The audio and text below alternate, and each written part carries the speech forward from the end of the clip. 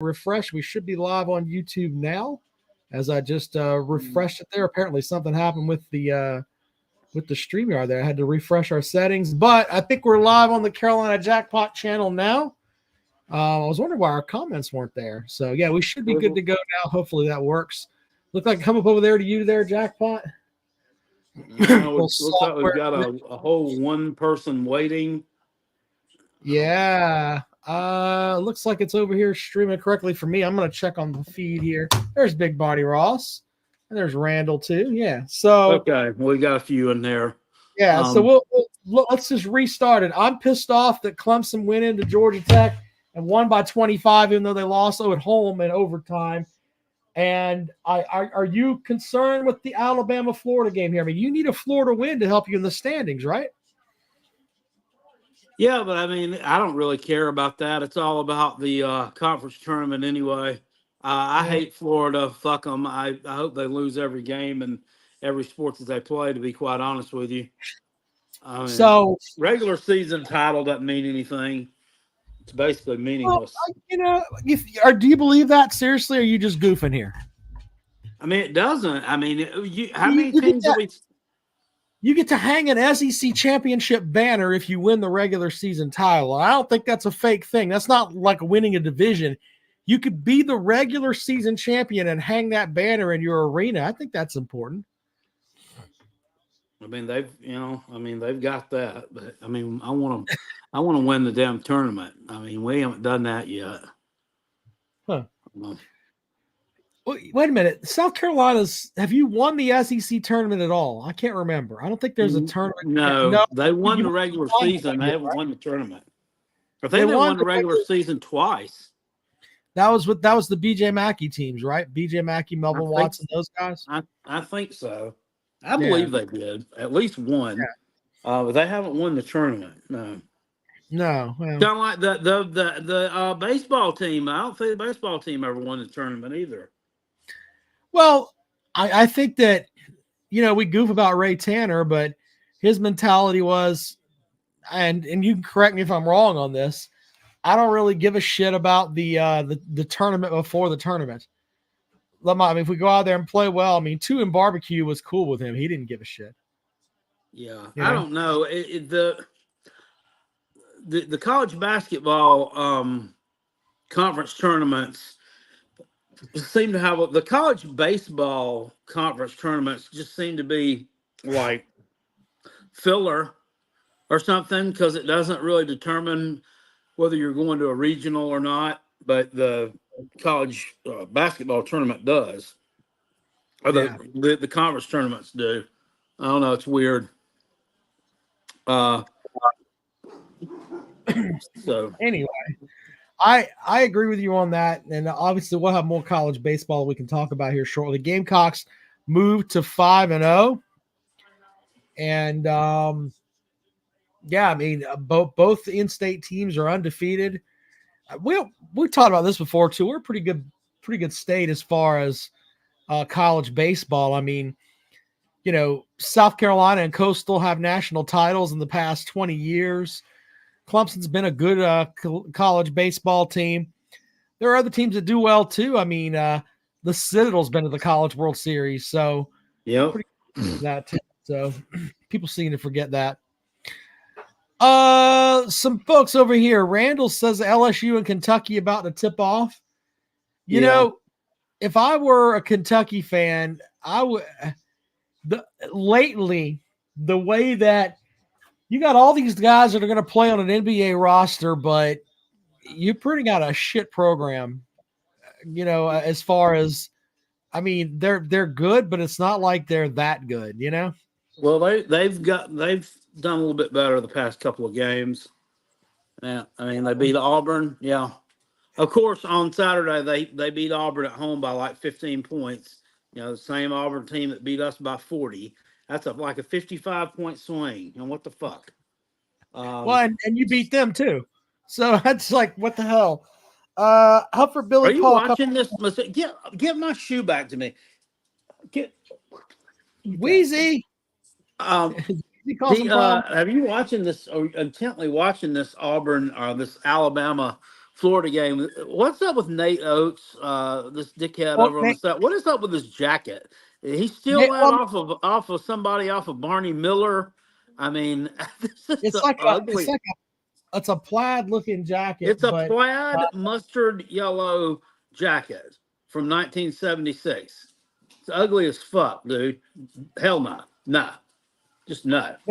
Nate Oates is a cunt. I'll stand behind that. I Yeah, can't. I'm sure he thinks he's sharply dressed. Give me my shoe back.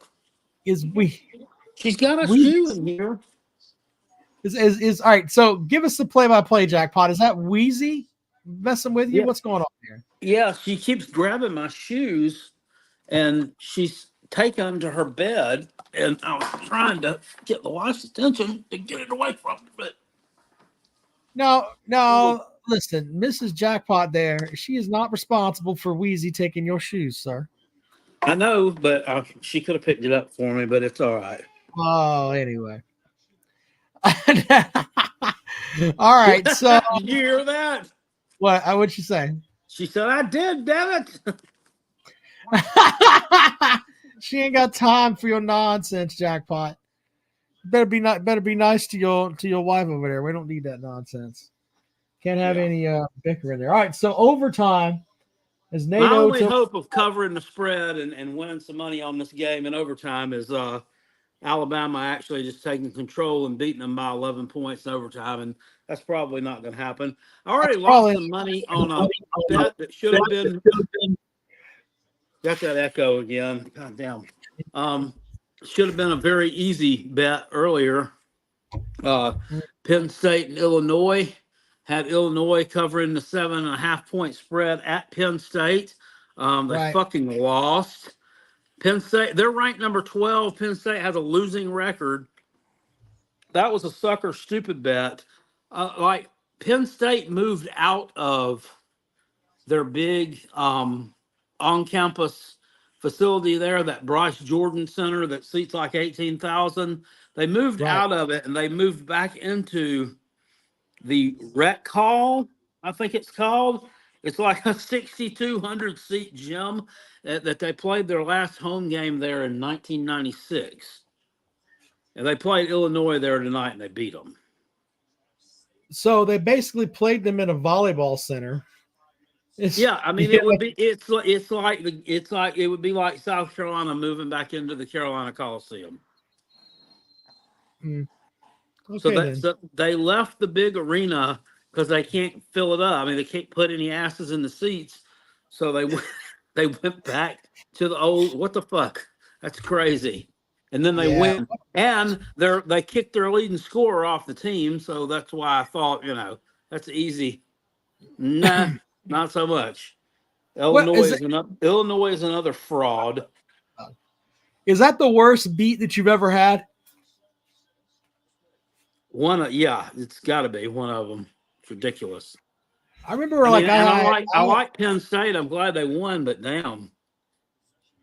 I remember I had a game where like Kansas City, it was like a Chiefs game, and they were playing. I think it was the Broncos, and it was just Chiefs to win, and for some reason Denver went for 2 on something like at the end of the game. Had no business going for 2.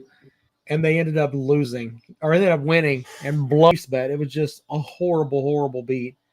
But some comments over here. I think I got rid of the echo, Jackpot. Okay.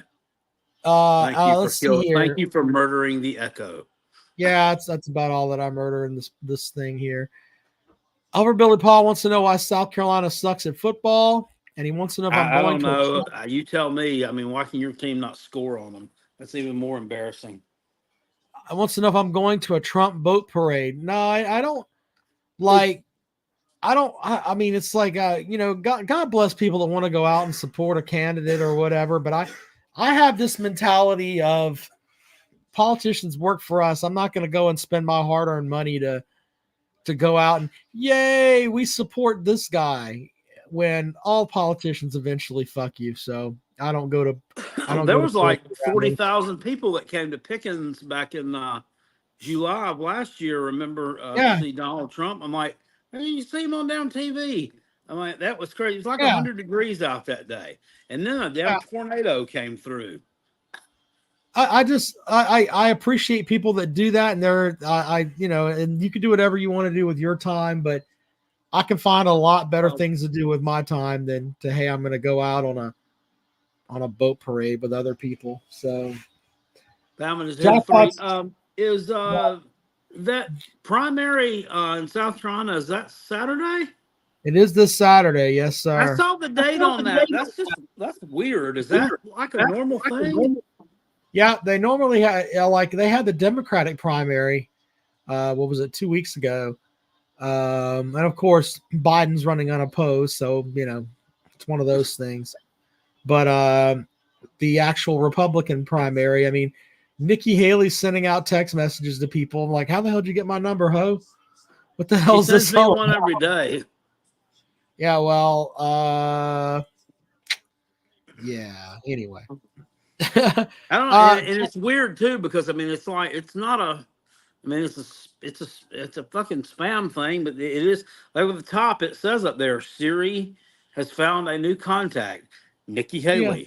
Yeah. Nikki Haley, like, how did Nikki Haley get in my DMs? What's up with that? I have a feeling you won't hear from her after Saturday. The Saturday when she loses the primary, and she will.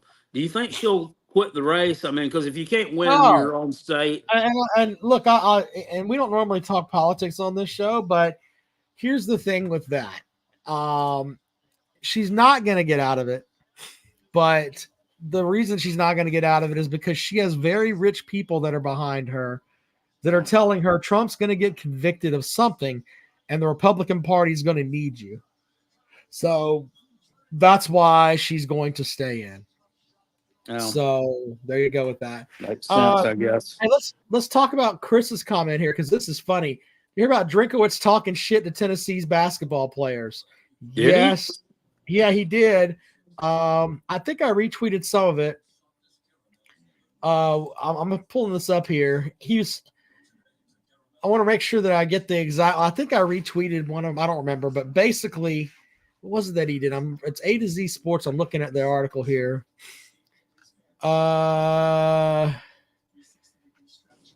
Let's see here. No reason the Tigers stand on business. Drinkowitz added to the rivalry Tuesday night during the basketball game. Mizzou head coach was sitting courtside, and at one point in the first half, according to SEC Network announcer Tom Hart, talking trash to Tennessee players. He says, quote, look at this. Eli Drinkwitz is yelling after a high five from Truman over to the Tennessee huddles. You ain't that tough. Still standing on business. He's getting a little bit silly. I don't know. I'm starting to. Drinkwitz is bragging about their win, but no, there was one like he's starting to wear out his welcome with me. I mean, he was funny for a while, but he's pretty funny. And look, if you're kicking the shit out of Tennessee fans, the dumbest fan base on earth, I kind of think it's funny. But well, it's just he's kind of, I don't know. It's getting to where, okay, yeah, you had a good season. Now let's go work on that. I think they're getting a little bit too much hype going into 2024, and I wouldn't mind to see getting taken down a peg or two. I think one of the Tennessee players said something to him, which was kind of funny. I mean, it's almost, and you might not think this would happen, but it's almost to the point where if he and Josh Heupel were having a Texas death match, Carolina Jackpot might sneak down there to ringside with a foreign object when the referee's back is turned. You think I'm going to stick it in and sneak it to Eli Drinkowitz, but oh no, he misses Eli Drinkowitz. Josh Heupel gets a hold of it. He knocks him out with a foreign object. When Carolina Jackpot, did you turn on Eli Drinkowitz? Maybe. Maybe. I'm trying to find the actual tweet here because it's pretty funny. Let's see if I can find it here. Hold on. What the heck Barney Ross says he had a dream that he wouldn't have to work on I didn't have to work on Martin Luther King Day this year, and I also got President's Day off. Look at you. Which is a little weird because all my days off during the week, if I have one, I'm kind of waiting for the mail to come. Or the days Yeah. when I work late, I'm waiting on the mail to run, and I waited on the mail to run those days till about 11. So I realized, oh yeah, it's a holiday. The mail's not going to run. Then I was a little disappointed because I like to get the coupons that come in the envelope that you can kind of go through. Most of it's like, most of it's like advertisement for like siding and like gutter guards and maybe some pest control. There might be a coupon at the back to the Mexican restaurant or something. Yeah. I mean, I didn't know. I'm not mocking. You're a guy that likes the old the coupon thing. That's kind of cool. I think that's kind of like a fallen art. Some people used to do it, now they're not. So I'm trying to find the stuff with Drinkowitz, but it's pretty funny. So I mean, him just running his mouth. He's hilarious. He really is funny. I don't know why he's doing that, but hey, do your thing, sir. Very well said. It's a place you work open every day, Jackpot. Yeah. Unless you consider Christmas a day. And then Devin made an interesting comment. Let's bring this up. He thinks that Drinkowitz is a Lane Kiffin wannabe. Do you think that's a fair assessment, Jackpot? I don't know. I mean, I don't see like he doesn't like carry around the swagger and false bravado that Lane Kiffin has. He's kind of, I don't know. He's kind of more comic relief. I mean, he's a dork. He really is. You know what he is? He's a cross. It's kind of like a cross between Shane Beamer and Lane Kiffin. I mean, could we agree on that? Yeah, I mean, he's like, if those two had a love child, that's what they would have. Would be, yeah, I got you. I just think he's a dork. I think he was probably bullied when he was a kid. He read a lot of books about football and just was in the right place at the right time. And now he's able to go out. You've seen his middle school pictures? Oh, there's no way he was considered a dork. Really? No. Why would you say that? I'm being facetious, Rob. I know. I'm picking certainly every chance he was considered. I remember I retweeted one of those with this guy beat Tennessee, and it pissed the Tennessee fans off on Twitter. He's funny. All right, anyway, coming down to it, Alabama's up 92-88. Jackpot's probably going to lose his 11-point spread there. But yeah, probably so. That's sad.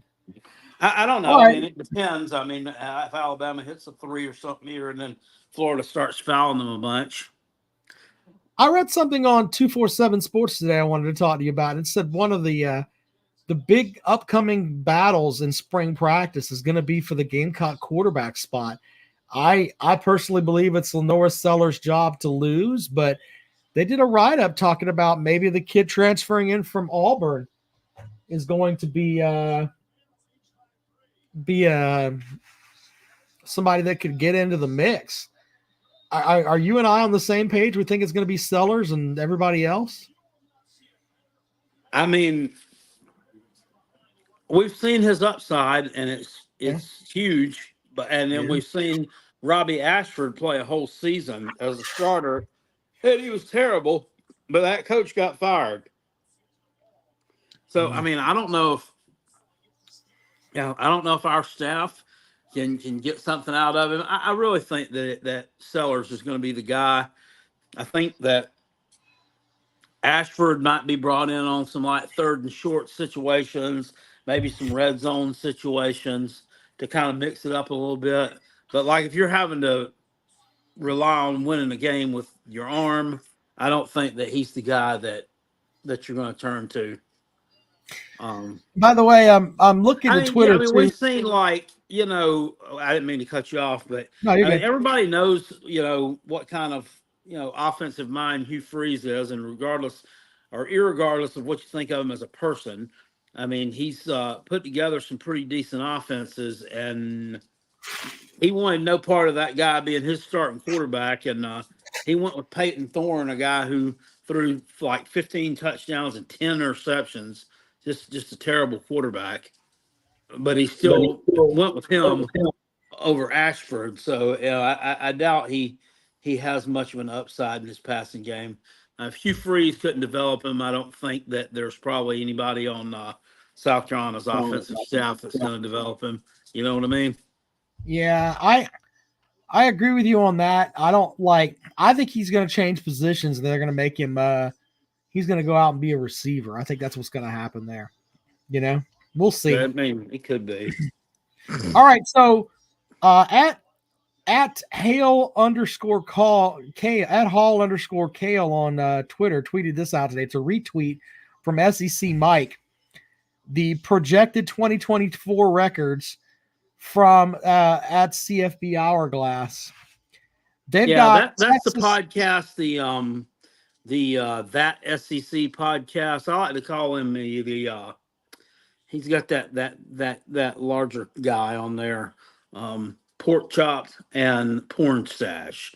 They're the two douchebags. They have a lot of followers, but they're the two douchebags that reported me last year because I used a fucking thumbnail that I found on the internet that actually came from like the thumbnail on one of their videos or off their website or some shit. I'm like, what the fuck? I'm like, I just found it on the internet. I'm like, I didn't know it belonged to anybody. And they ended up, bro, taking down the video.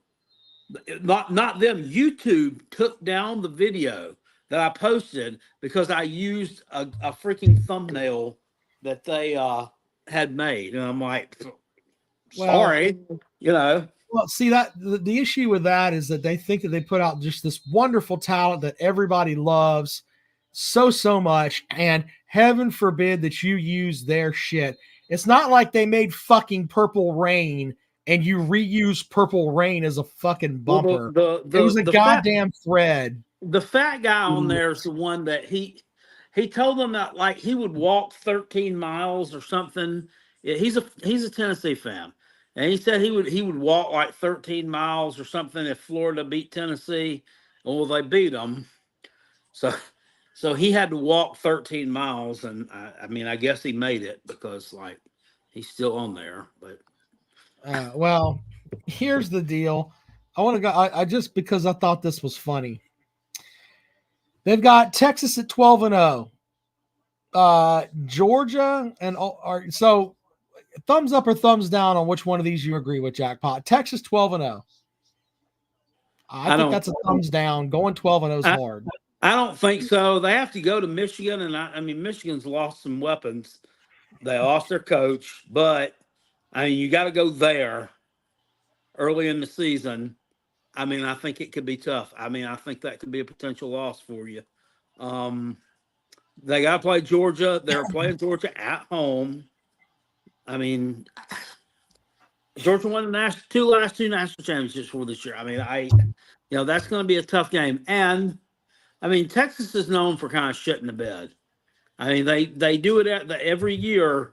They come up just a little bit short. It seems like they lost to Oklahoma last year. A lot of people forget that, but they did. They lost to Brent Venables. So I mean, there's some potential slip ups on that schedule. I think they Did they play Mizzou? I'm looking at it right now. So Texas has Colorado State, Michigan. They do not have Mizzou. They have Texas A&M, Kentucky, Arkansas, Vandy, Georgia, Oklahoma, Mississippi State, UL Monroe, UTSA, and Michigan, as well as Colorado State. So they play Florida. They do not. Yeah, they have Florida and Austin on. I mean, would it shock you if Billy Napier went into Austin and won? Well, I mean, I think that I don't believe in anything that Billy Napier does. So I think you're more. I wouldn't be more shocked if Kentucky went in there and won over Florida. I think Kentucky's got a better chance to win there than Florida does, if we're just being honest here. So I think it's probably about the same. Yeah, well, very going 12-0, going 12-0, in my opinion, is a stretch. Yeah, I don't think they go 12. Or I think for any team right now, it is a stretch. 11-1 for Georgia and Ole Miss. Georgia returns a good share of their team. Looking at their schedule, They start with Clemson, then they play Tennessee Tech, Kentucky, Alabama in Tuscaloosa, Auburn at home, Mississippi State at home. Then they go to Austin, play Texas. They got Florida, Ole Miss, then Tennessee and Athens, followed by UMass and Georgia Tech. You know, when you look at that schedule, It's tough. It's tough. It's not undoable, but I think 11-1 sounds fair for Georgia. No, but they're really going to have to flex those muscles that they've had. Last year they weren't even tested in the regular season, so I think 11-1's fair. I think they drop a game somewhere. I mean, it may be the Texas game. They may drop the game at Ole Miss. It's not, or Alabama. It's not. Yeah, those are all tough. All right, so they're not used to playing that kind of regular season schedule. Ole Miss is their schedule looks a lot different, and when you look at their schedule, yes, they've got Georgia, but they've got Georgia at home. They've got Oklahoma at home. Yeah, but Furman, Middle Tennessee, Wake Forest, and Georgia Southern. It's like they're fucking Kentucky playing the MAC there with the first 4 games of the season. That's followed by Kentucky coming in. Then they go to South Carolina to play, followed by a road trip to Baton Rouge, then the bye week, and then Oklahoma. Go to Arkansas, then come home for Georgia, bye week, and then Florida, and then they have the Egg Bowl. The 2 toughest games are home against Georgia, and then at LSU. Yes, those are the 2 tough ones there. Yeah, I think 11-1's realistic. Yep, I do too. Much as I hate them, I think it's realistic. 10-2, they've got Tennessee. Tennessee opens up with Chattanooga. Watch out for this. Watch out for the choo-choos there. NC State, they play in Charlotte. NC State's garbage. Kent State, and then Oklahoma, followed by a bye week, and then Arkansas, Florida, and Alabama in Knoxville. Bye week, and then Kentucky, then Mississippi State. They go to Georgia, then followed by UTEP and Vanderbilt. Yeah, I don't think 10-2 is a stretch there for Tennessee. If they can, if the chosen son there can play like they're telling us he could play, I don't think 10-2 is that far stretch with that schedule. No, it's not. It's not. I mean, they don't have the. Yes, they play Alabama and Georgia, but that's probably the only 2 where the people will look at them like they're silly, I guess. And they get Alabama in Knoxville. So then they got a slew of teams at 9-3, including LSU, Oklahoma, Auburn, and Texas A&M. Of those 4, the 2 that could go 9-3, in my opinion, are LSU and Oklahoma. I'm not sure about Auburn and A&M going 9-3. That sounds stupid. Yeah, that's Arkansas or Auburn going 9-3. Auburn, A&M, Oklahoma, and LSU, they've got them projected to go 9-3. Yeah. File me under Auburn. No. That's just silly. Then they've got 2. Yeah, I'm sorry. Go ahead. Who? Where did they come up with that? Well, let's look at Auburn's schedule real quick here. Alabama, A&M, followed by California, New Mexico, and Arkansas, and then a matchup with. They don't leave, and this is not a joke. They don't leave the state. They don't leave home. Their first road game is October the 5th when they go to Athens. Then they get a bye week, and then they got to go to Mizzou.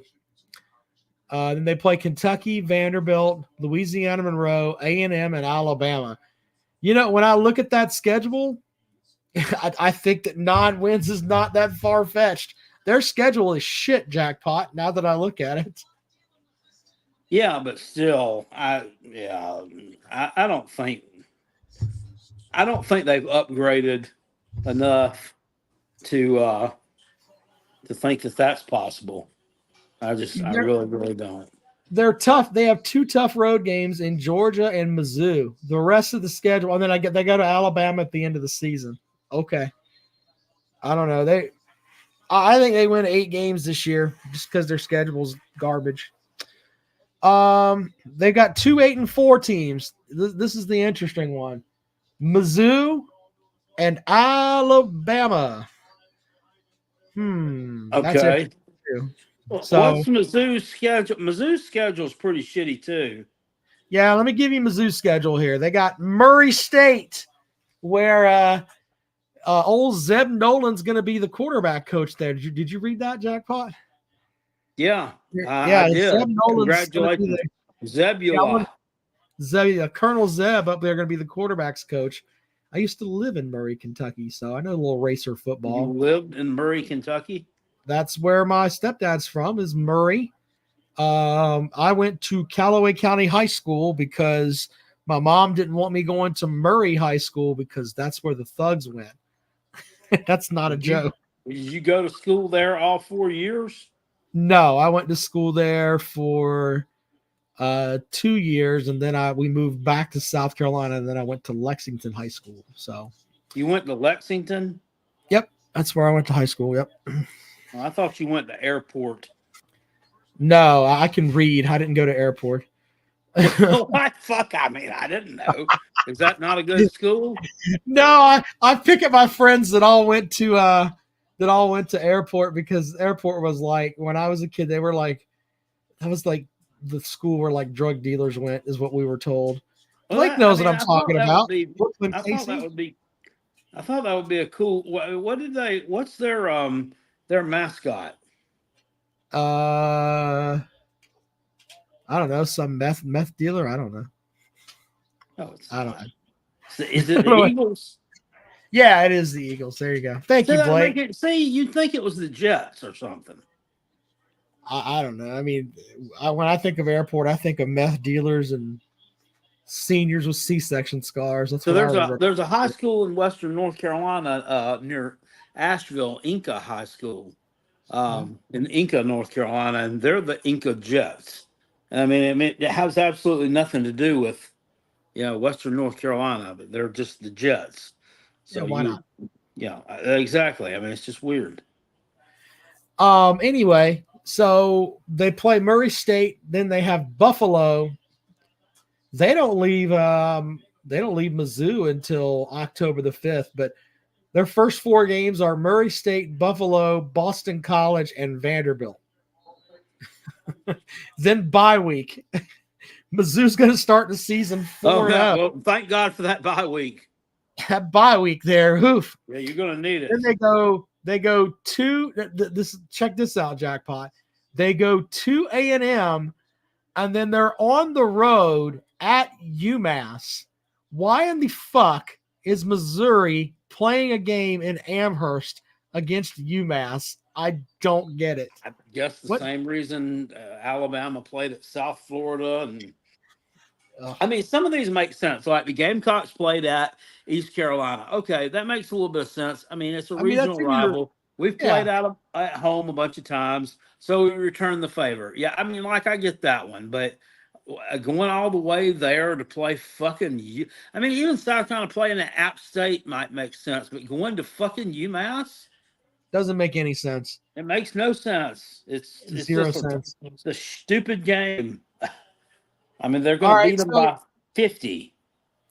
So let's just fathom in our heads here. They got those 4 wins and UMass, and then so through 6 games, I've got them at 5-1. If they lose at A&M, then Auburn comes to Columbia, and then they go on the road to Tuscaloosa before a bye week.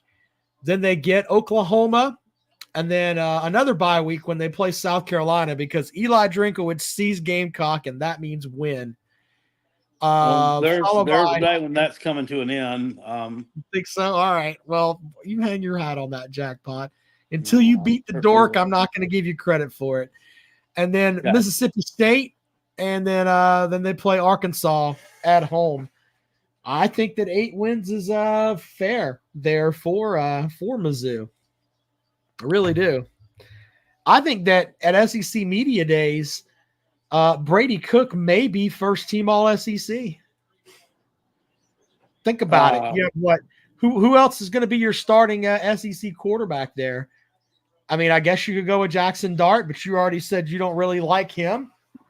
If you were voting, you'd probably go with Brady Cook, right? Yeah, I mean, very impressive last year, and kind of out of nowhere, right? Yeah, they hated him. Now they may build a damn shrine to him there. So anyway, they got Missouri at 8-4, and then Alabama at 8-4. There's a little bit of there. I think that's just one of those things where they're looking at Alabama and thinking they're going to be shit when they still got talent there at Alabama. But Alabama schedules Western Kentucky, South Florida, and Wisconsin. Georgia comes to Tuscaloosa, then they go to Vandy before welcoming in South Carolina. Then they go to Knoxville.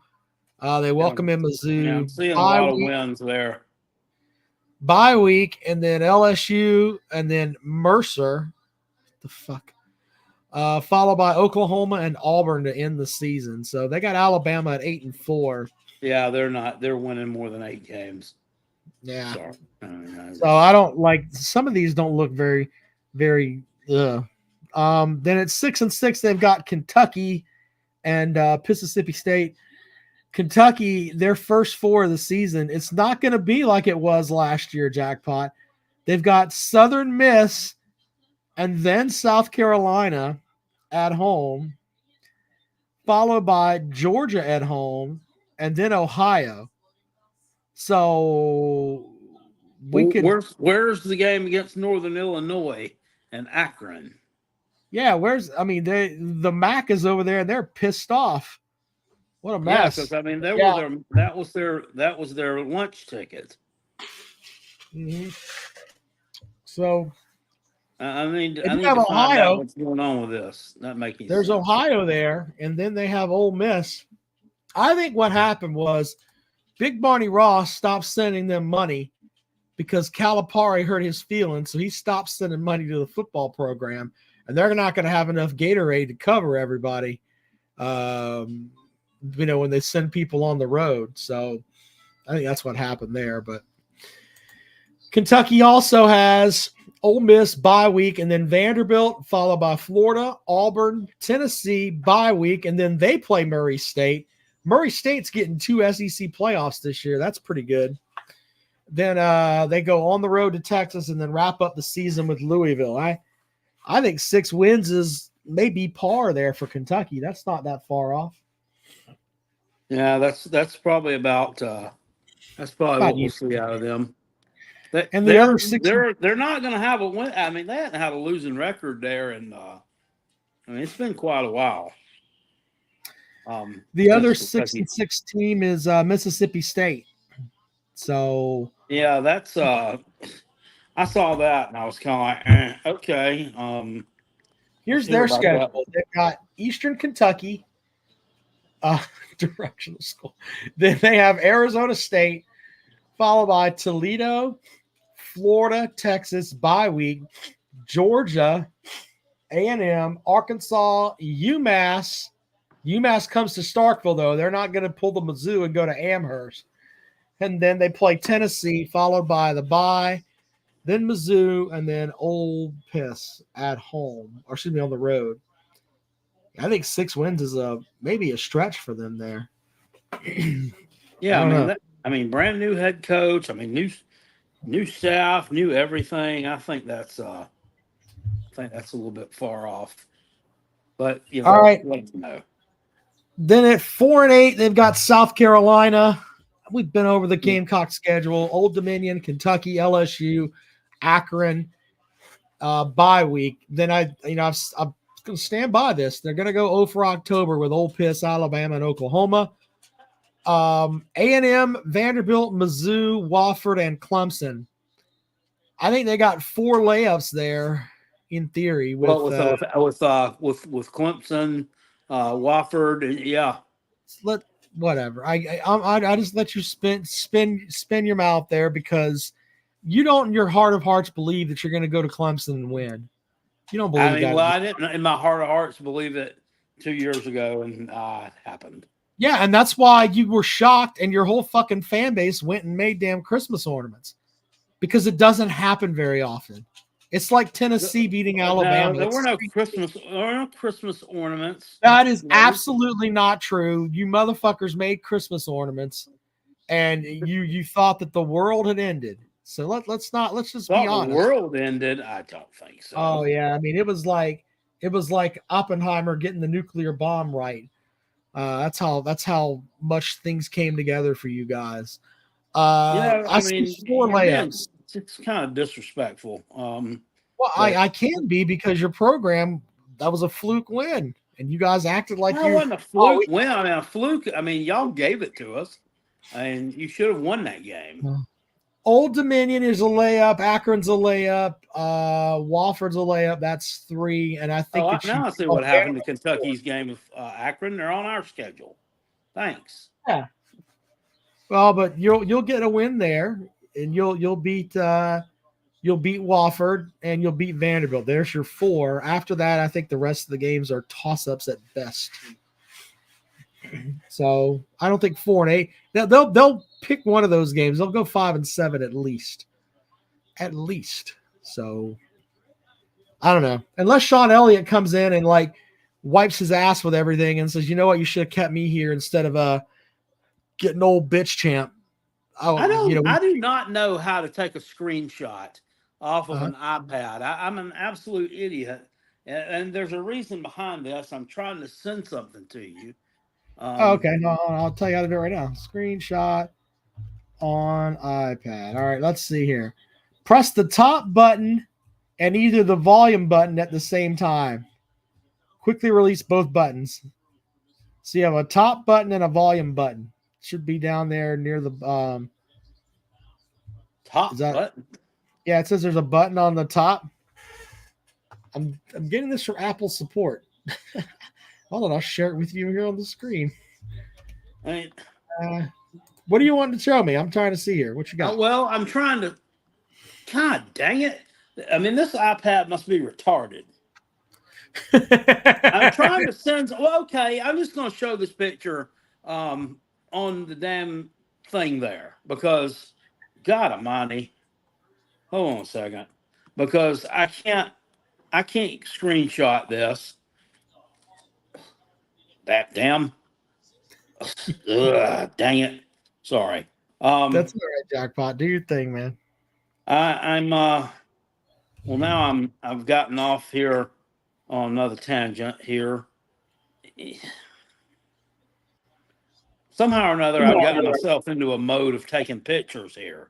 And that's not what I want to be. And I'm trying there's probably a picture of Wheezy and a picture of your foot. No, damn it. Okay.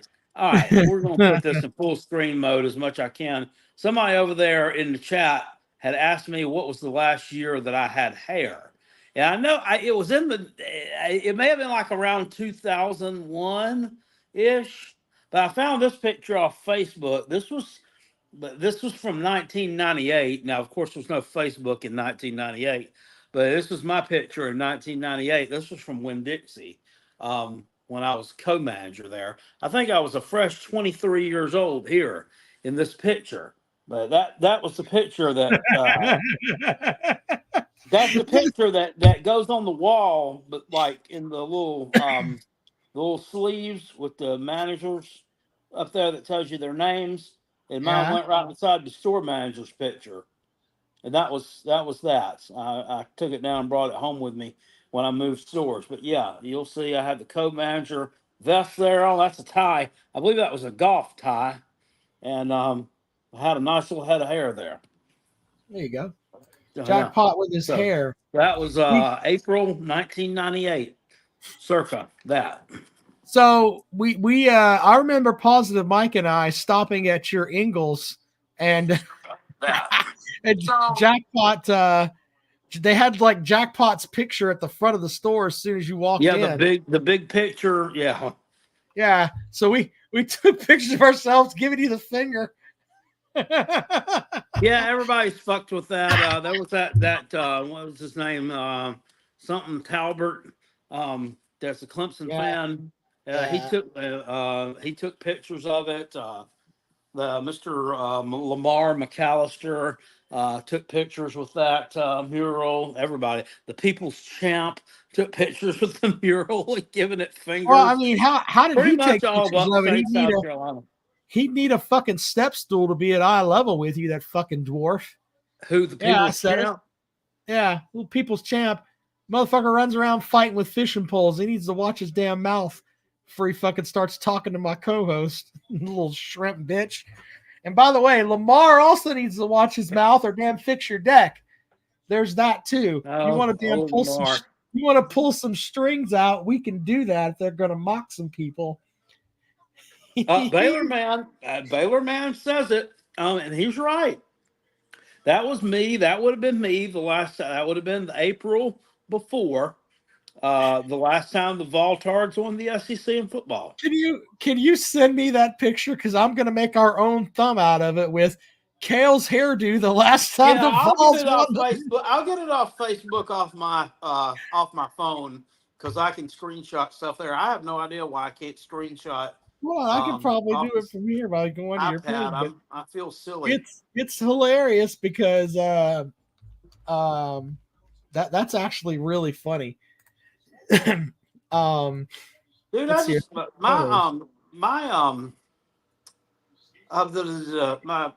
notifications just went across the top of my phone. Snapchat notification says I have a new friend suggestion. And it's weird. The guy that it gave me as a friend suggestion has passed away, like 2 years ago. Oh God. Yeah. That's no good. Yeah. Anyway, I'm looking through your Facebook page now to see if I can see that photo. It's in your photos. If you go to photos and not my photos, but it's the second photo. Yeah, Kale's photos. Way back. It's from 2014. I'm scrolling through and see if I can find it. I've got way down there. You got to go through a lot of bullshit to find that. I'm going to go through them and I'm going to make Jackpot's hairdo the last time Tennessee won the SEC. I swear to God, I'm going to make that. Jackpot's. I was scrolling through my TikTok earlier, and Jackpot had a video he put out about it was some chicken joint you went to, right? Or a barbecue place? City Barbecue. Yeah. That wasn't that bad, right? No, it's okay. I'm kind of changing the theme of that Rockabilly channel.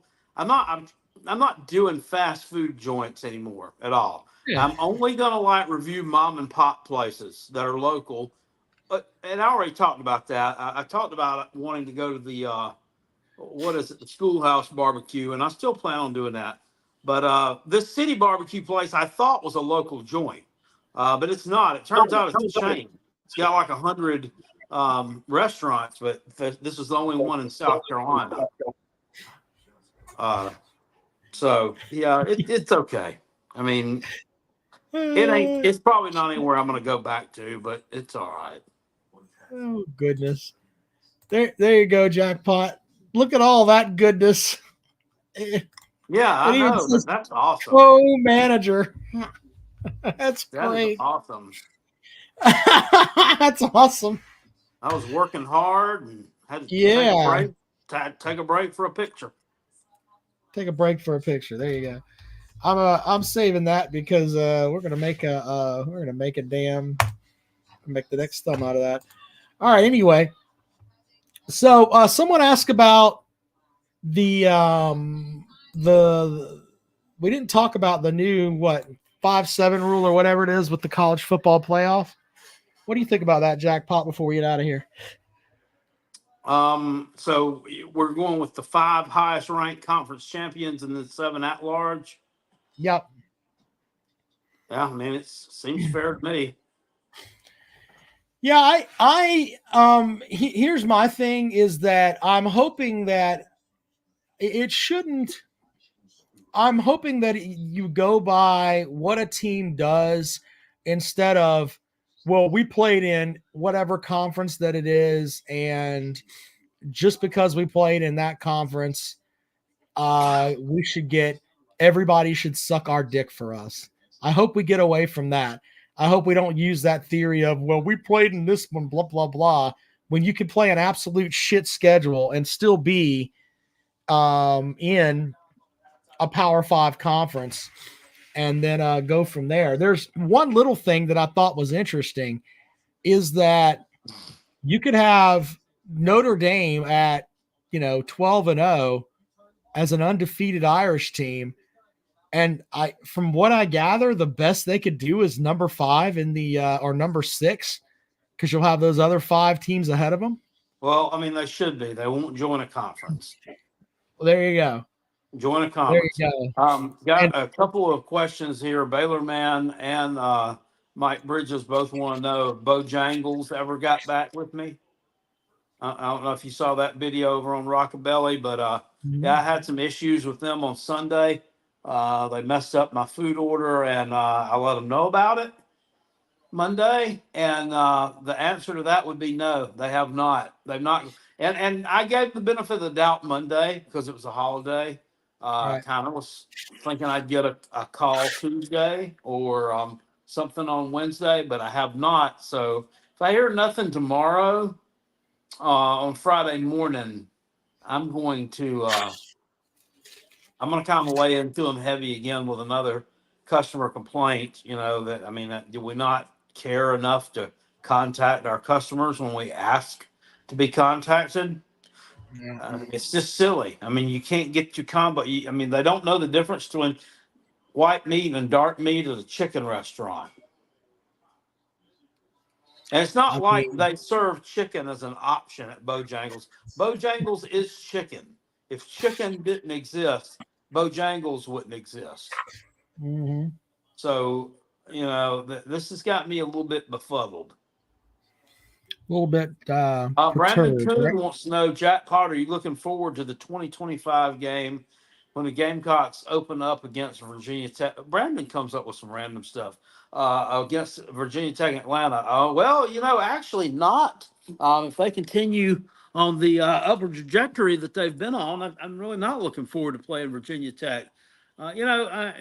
We thought this Brent Pride clown was just dead in the water.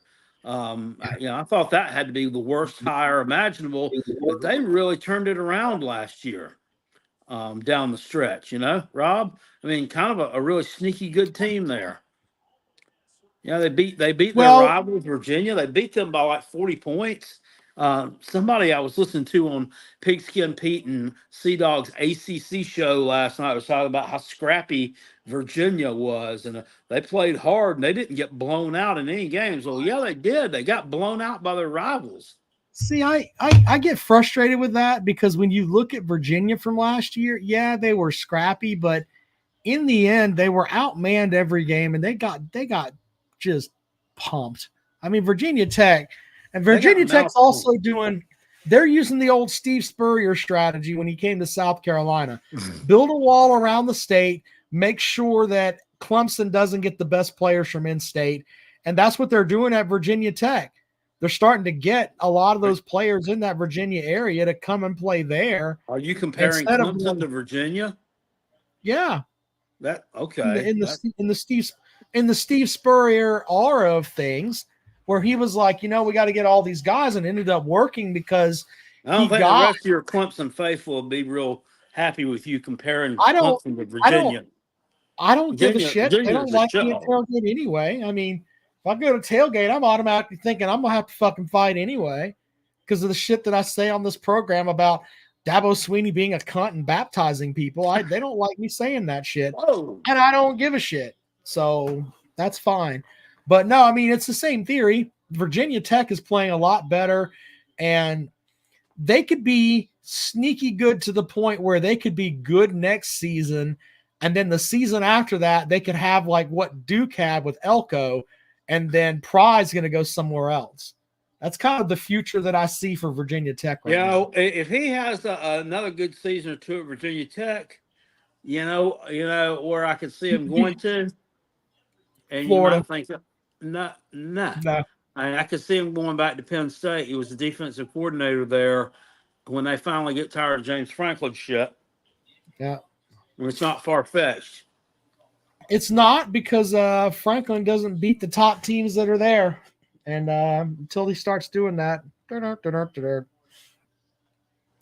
Anyway, yeah, so we have that. And I think that I don't like the idea of the automatic berth for, if you have let's say that you have a 9-3 team from the Big Ten or whatever conference winning the conference title, but they beat a team that finished the season 10-1, or let's say they're 12-0 and their first loss is in that game, they're automatically going to be pinned in anyway.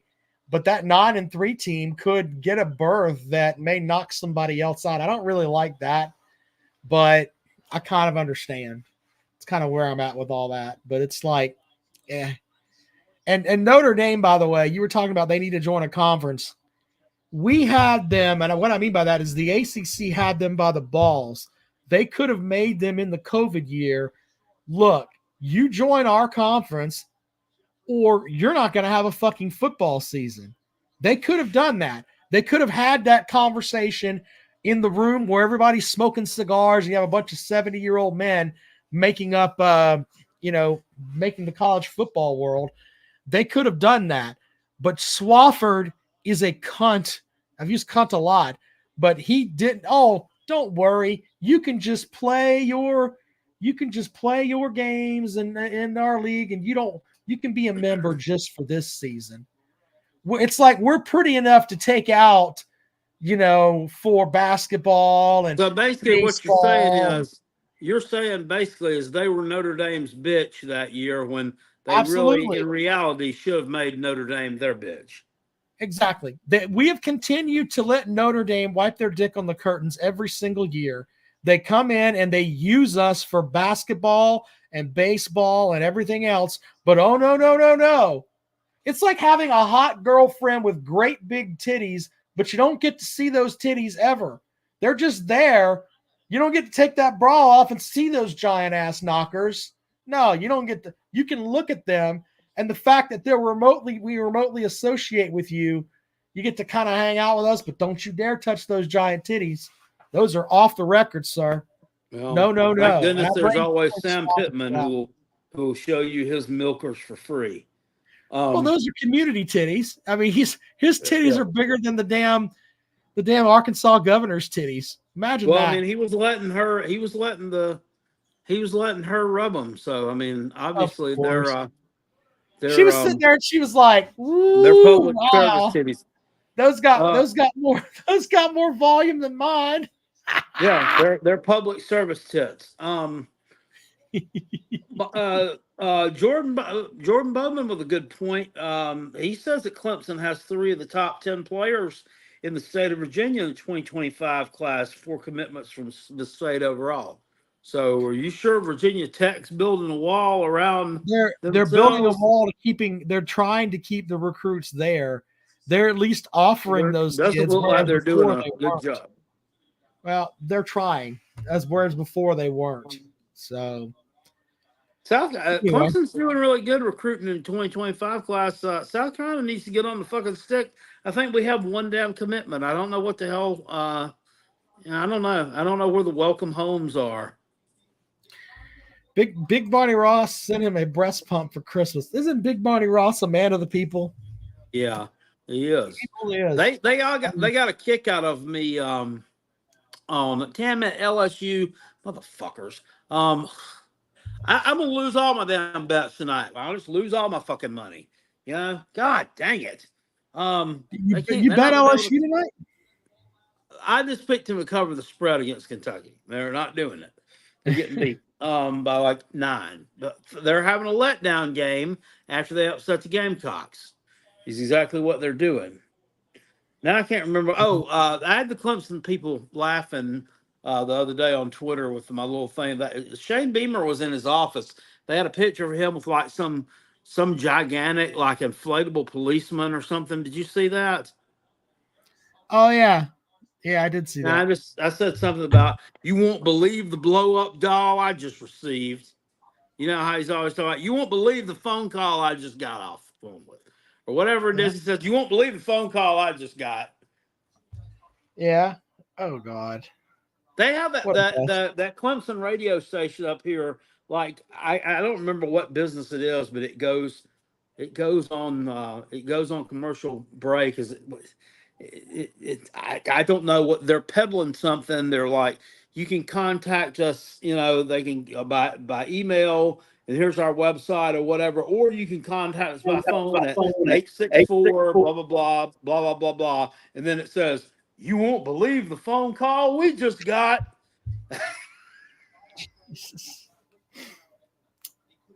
Oh man. There you go with that. Billy Well, Cole says USC basketball men's 2025 in first, huh? Right now, yeah, if you pull up the rankings right now, it's pretty he says, and Lou is getting paid big bucks based on what? He was losing big bucks from what I understood there. He picked Florida or Alabama too, and he picked Miami to cover the spread against Duke. That kind of make a lot of sense. I wouldn't have picked that. I can see where he's coming from with that because Larinaga does a pretty good job, and they always seem to stick around. I don't know. Miami's interesting, and you know what? Clemson's interesting too with the shit that they're pulling because they could go out and have a start like they did early tonight, and then just coast in some games, or they could go out and be the drizzling shits. They're they're the most hot cold team fucking ever. It's a Miami is mess. his only loss. No, it's not. He picked Alabama. He picked Alabama to cover, Mm, just like I did. Both yeah. were losers. He did cover the spread, I think, against you. Uncle Lou's betting basketball games. He had UNC Greensboro covering against Western Carolina, and he's sitting here calling them UNC Greenville. I'm like, you don't even know what damn school you've bet on, but you're winning the damn bet. That's crazy. Oh goodness. All right, let's see if we can get a call or two before we get out of here. I'll put the thing over there in the description if folks want to join the program. But I've got a little parlay here, jackpot. I got New Mexico -8, Pepperdine, and UNLV. That's my 3-team parlay this evening. Pepperdine. So Pepperdine, yep, Pepperdine. Like they're on the road and they're like an 8.5 point favorite or something. So Yeah, I had one of those parlays last night. I got the one pick correct, San Francisco to cover against St. Mary's, but the other one was Wyoming covering against Nevada, and they were 4 points away from doing so. So I got that incorrect. Those teams you fuck me. I don't. Yeah, Jordan Bowman was right, and I was about to say that UNC Greenville would be East Carolina. what a mess. All right, well, we've had a good show this evening, What happened to and the callers? What's happened to the callers? What happened to Rob has SEC bias? Did he probably forgot to pay his phone bill. he go into hiding or something? Yeah, the quarter zips have lost what 2 out of the last 4. He's kind of in the shitter. Who knows? Well, I mean, we've lost 2 out of our last 4, and I'm just fine. Mm. Well, that's because you're here regardless. So Yeah, I mean, I kind of got to be here. yeah. Hey, tell people about what's over your left shoulder there, Jackpot. That's a pretty cool thing you got. Yeah, circa 2011, 4 foot wide Bud Light neon sign with logos of all of the NFL teams on it. Pretty cool. Pretty cool Yeah, it's little piece. current. I mean, and it's. I mean, you got all your teams on there that we've got right now. Got a Redskins logo. Got the old Miami Dolphins logo. Got the St. Louis Rams instead of the what are they now? L.A. Rams. Yeah. Anyway, I picked it up at an antique store for $45, And the only thing that's wrong with it, the transformer on the back of it actually works, so it's getting power. It just has a cracked neon tube. So I'm thinking I can probably get it repaired for under $100, and could probably sell it for about $500. There's one on eBay going for $1,150. That's a 6-foot wide one. That's 4-foot wide. So it's a pretty nice thing. But I may just keep it. Yeah, I mean, It's nice, and I like cool shit. Yeah, who doesn't? Billy, welcome to the program. Hey, I'll call in and make y'all feel good. Oh, well, thank you. It's all about Did y'all see like that human interest basically story? a mercy call.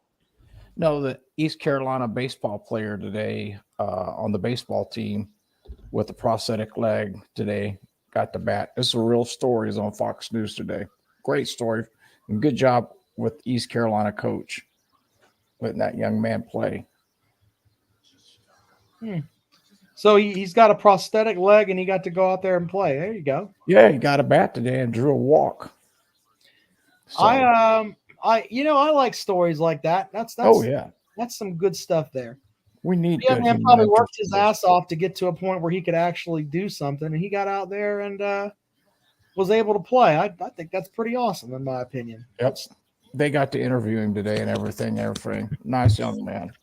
Nice young man. Rob, do you remember when Jim Abbott used to pitch for the Angels, and he just had like that one nub over here? Yeah, and he would hold and he was able.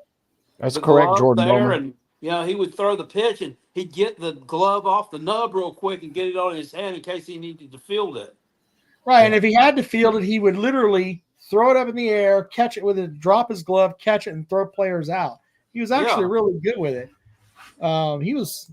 I think I've got that somewhere. Let's see here. Jordan Bowman's right. He was in a boating accident years ago and got the rope around his leg, and then it got in the prop, and then it pulled him in. He had to have his leg amputated. He had like 22 surgeries in a month and a half or something. It was unbelievable. My gosh, unbelievable. You remember when the Georgia place kicker about 10 years ago got arrested for boating under the influence, Rob?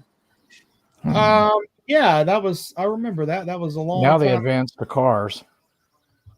That was Marshall Morgan, the one who missed the field goal against the Gamecocks back in 2014, and they ended up losing that game. Hey, Jackpot, check this out. This is from MLB.com, but this is Jim Abbott making a double play. So check this out. Here he is. He's going to set up here. Watch this. He's only got the nub there. Going to make the throw. Boom. Pop off. Boom. Yeah, I mean, Turn that double play with one arm. He was like the eighth wonder of the world. I mean, really. I mean, it was. Oh yeah, I forgot he played for the Yankees too. Played for a lot of teams, but look at this. Watch this. Boom, boom. They got it over there. Boom. What a catch. Are they playing the Mets there? I don't know. It might be the Tigers. It looked like the Mets. May have been. Yeah, maybe that is the Mets. So is that when they played them in the World Series that time? Is that Lofton? Is that Kenny Lofton? There was no way he was still around when they That's played the Indians. That's the Indians. Oh, okay. Yeah. Indians. Hold on. Look at the back of the jersey here. I think that's Lofton. It probably was if it's the Indians. That's Lofton. Yeah. So you got Kenny Lofton to ground into a double play. Like one of the most speedy outfielders ever. He got into a double play. Man, I bet Kenny Lofton caught some shit for that. Oof. Is Kenny Lofton a South Carolina man? No, but he played for the Atlanta Braves and was fast as fuck. Oh, yeah. And had years where he got like 40 steals, and he let old one arm throw him out. Do you remember when Otis Nixon played for the Braves? Yep. Yeah, he was high on coke all the time. Yeah, I was about to say he did a lot of cocaine and stuff. I'm not knocking him. Hey, if you're gonna. Do you remember Lonnie Smith that played for the Braves on the World Series, that first World Series? Yeah, I do. Yeah, he was like a utility man. He played for like 20 different teams. Yeah. He had a house up here in Inman, South Carolina, about 30 minutes from here. Yeah. Yeah, people know where it's at. Where it's at. I mean, I guess it's still there. I don't know if he lives there anymore or not, but had like this long driveway, and he had a like a not like a it was like a gate at the end. It was like a gated community, but it was just a house. Yeah. That's So pretty cool. jackpot. Switching gears here. South Carolina basketball team. I went to bed the other night. They had a 16-point lead, and I said they got this. I woke up the next morning. Wait a Are minute. Why are you going to bed? You went to bed in the middle of the afternoon because that game was over at like 5. Yeah, I was taking a nap. Oh, So yeah, I was at that game. are you concerned about this team or what? No, I think that there was a lot of distractions last week with with them talking about Lamont Paris might head to Ohio State. So and so is going to come after your coach. Blah blah blah. I think that had something to do with it. And they don't play this week. They don't have a midweek game. They're at Ole Miss on Saturday. It's a terrible team, so they should beat them and get back on track. Okay.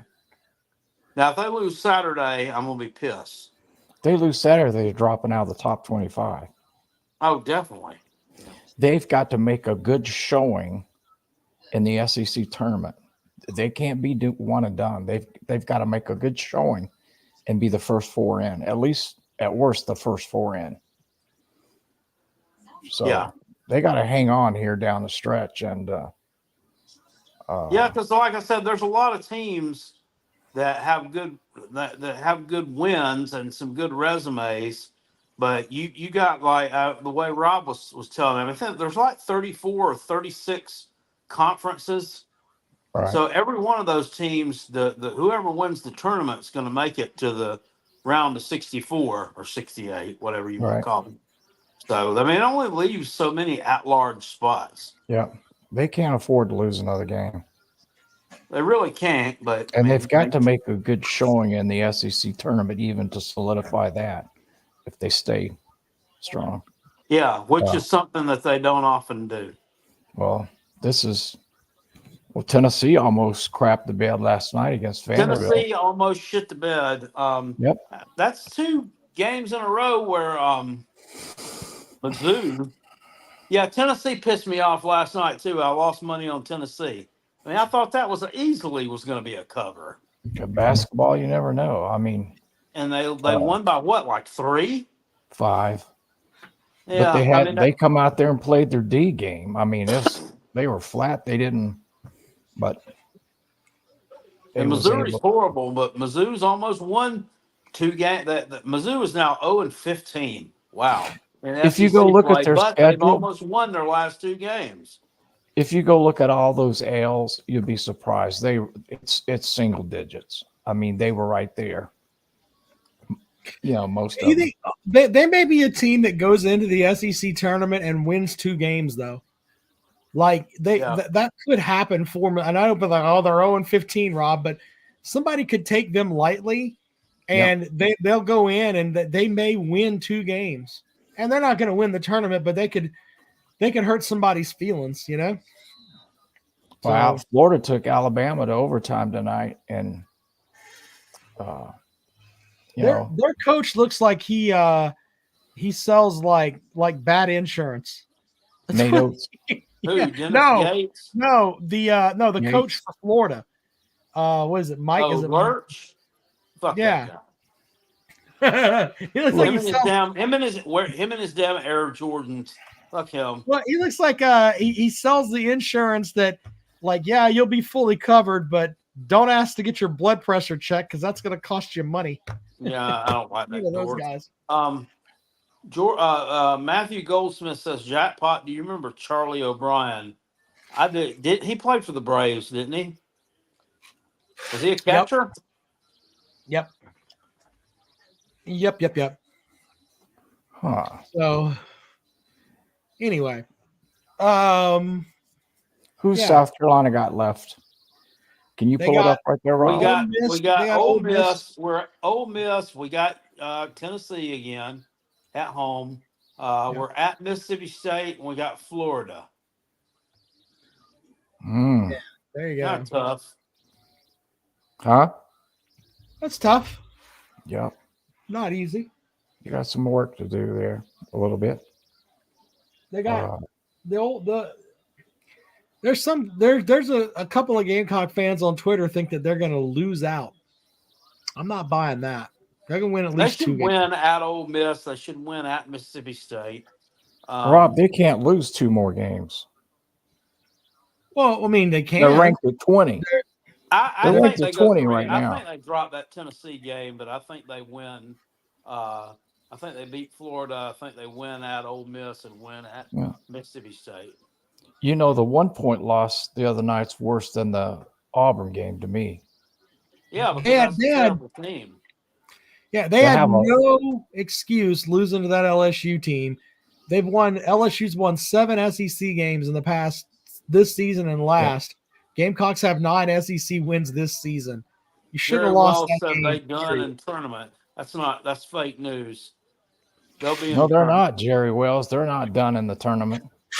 That's not a given right now when you're sitting at 20th.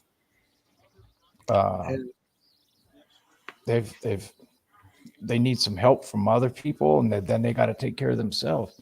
But I was watching some other Gamecock things and listening, and they was talking about that play that was a foul. No, you don't blow a 16-point lead and then blame it on the ref. I'm sorry. No. That's what should have never happened. I don't care that I watched that. I was at that game. You know, we're just sitting there just shooting the shit.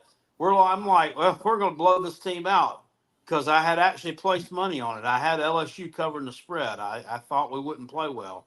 And I'm like, and then all of a sudden I look up and we're winning by 5. I'm like, well, what the fuck is going on here with this bunch of bullshit?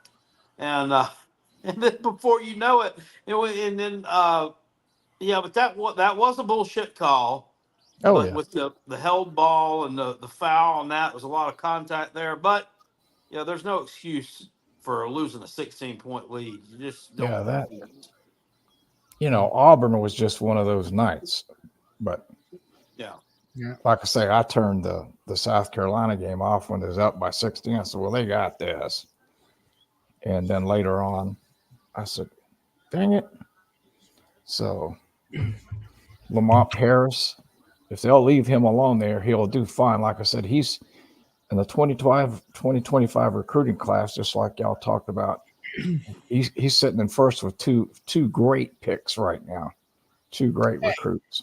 He may go to Ohio State, so they need to calm the hell down.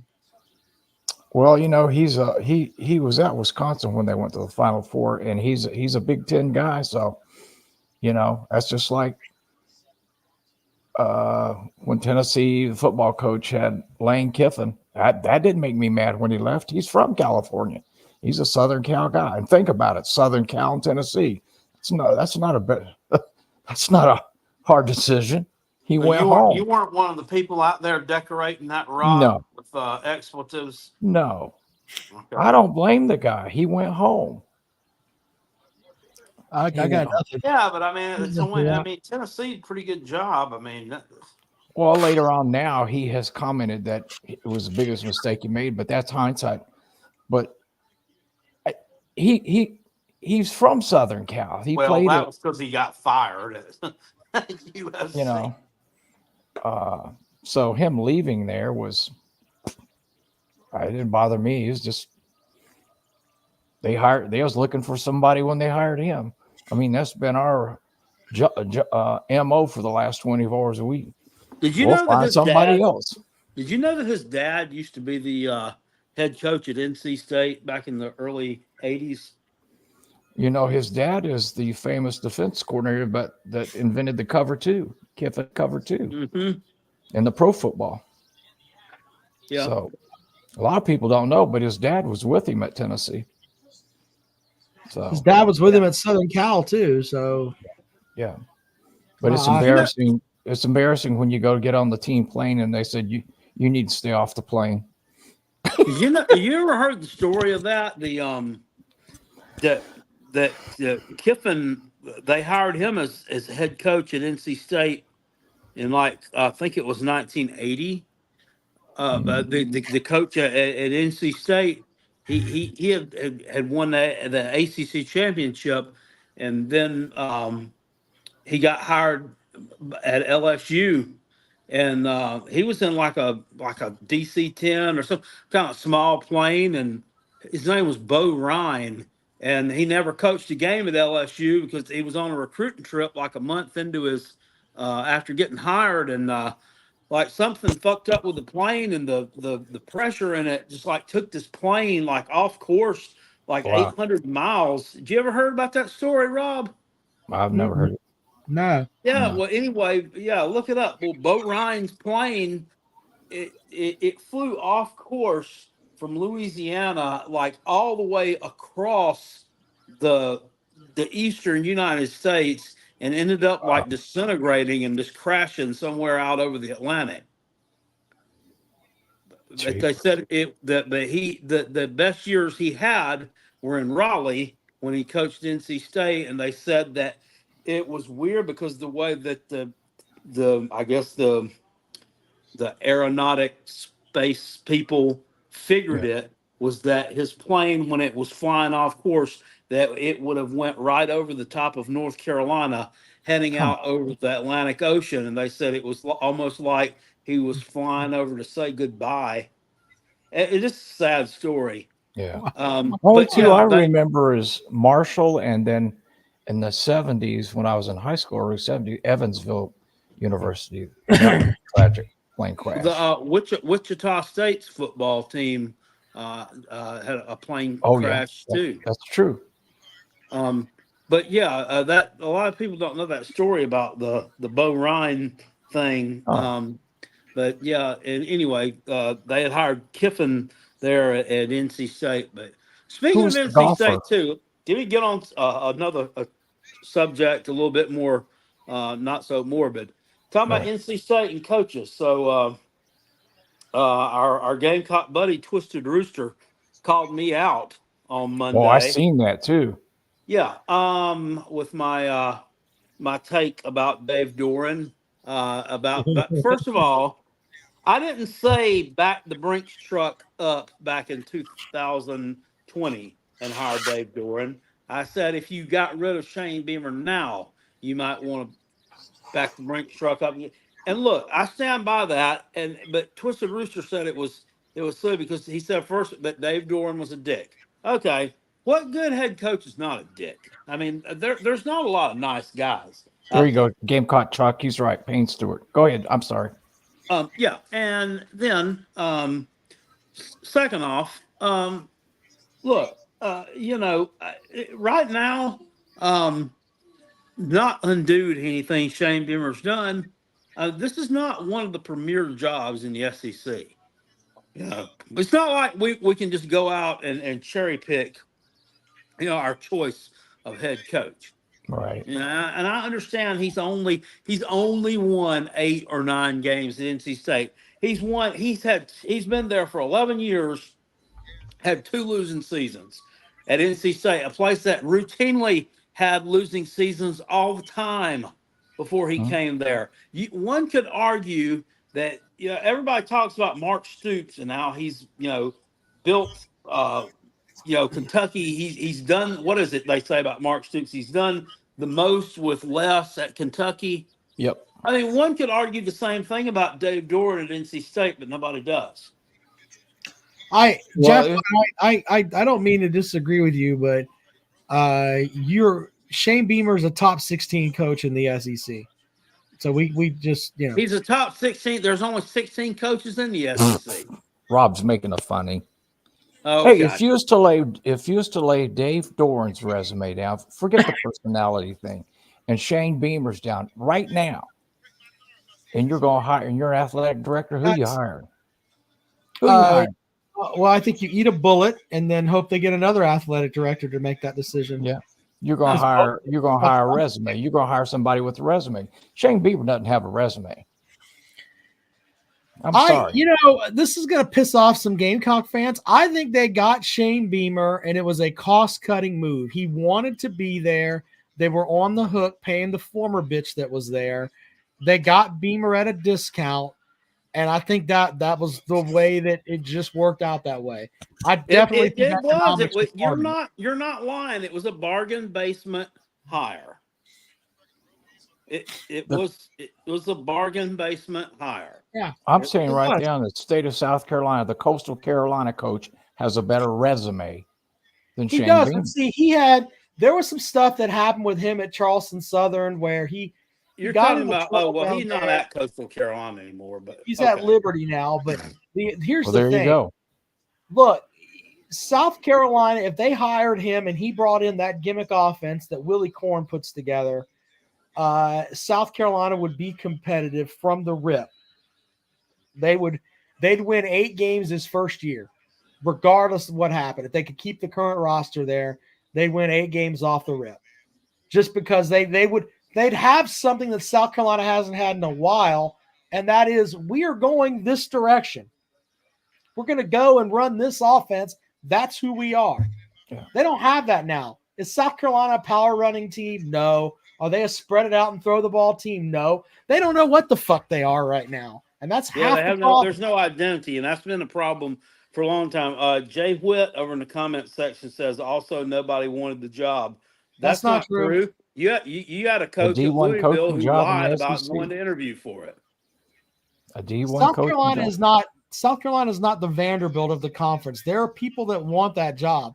If you take all the labels off and just you blindfold a coach and bring him in and just let him see the facilities that they have, which I think are top 5 in the conference, the stuff that they've done to the stadium, and the fact that there are a lot of people that are like Kale, that they're going to pack 80,000 motherfuckers into that stadium, regardless if they're 11-0 or 0-11. They've got a dedicated fan base of dummies that are going to show up. I say dummies because they've been getting kicked in the man pussy for years, and these people keep showing up. Well, so the thought that no one wants to go to South Carolina, that's laughable. Absolutely laughable. Seriously, Scott Satterfield lied about it. He lied about going down there and interviewing. No, I didn't do that. And then when they didn't offer him the job, he told somebody, well, I didn't really want that job. I just interviewed for it because my family lives in Winston-Salem, and my mom and dad wanted me to try to get a job closer to home. Yeah, right, Scott. Kirby Smart had a handshake deal to take the South Carolina job. Georgia found out and fired Mark Richt to get him. That's real. That shit happened. You could have had Kirby Smart at South Carolina. So this logic that, nobody wants that job. I want South Carolina. He'd have probably done been fired from here by now. He would have been better than that muss bitch. Well, I mean, yeah. But no, the idea that nobody wants that job, that's kind of comical. And Sean Elliott would have been better at the time.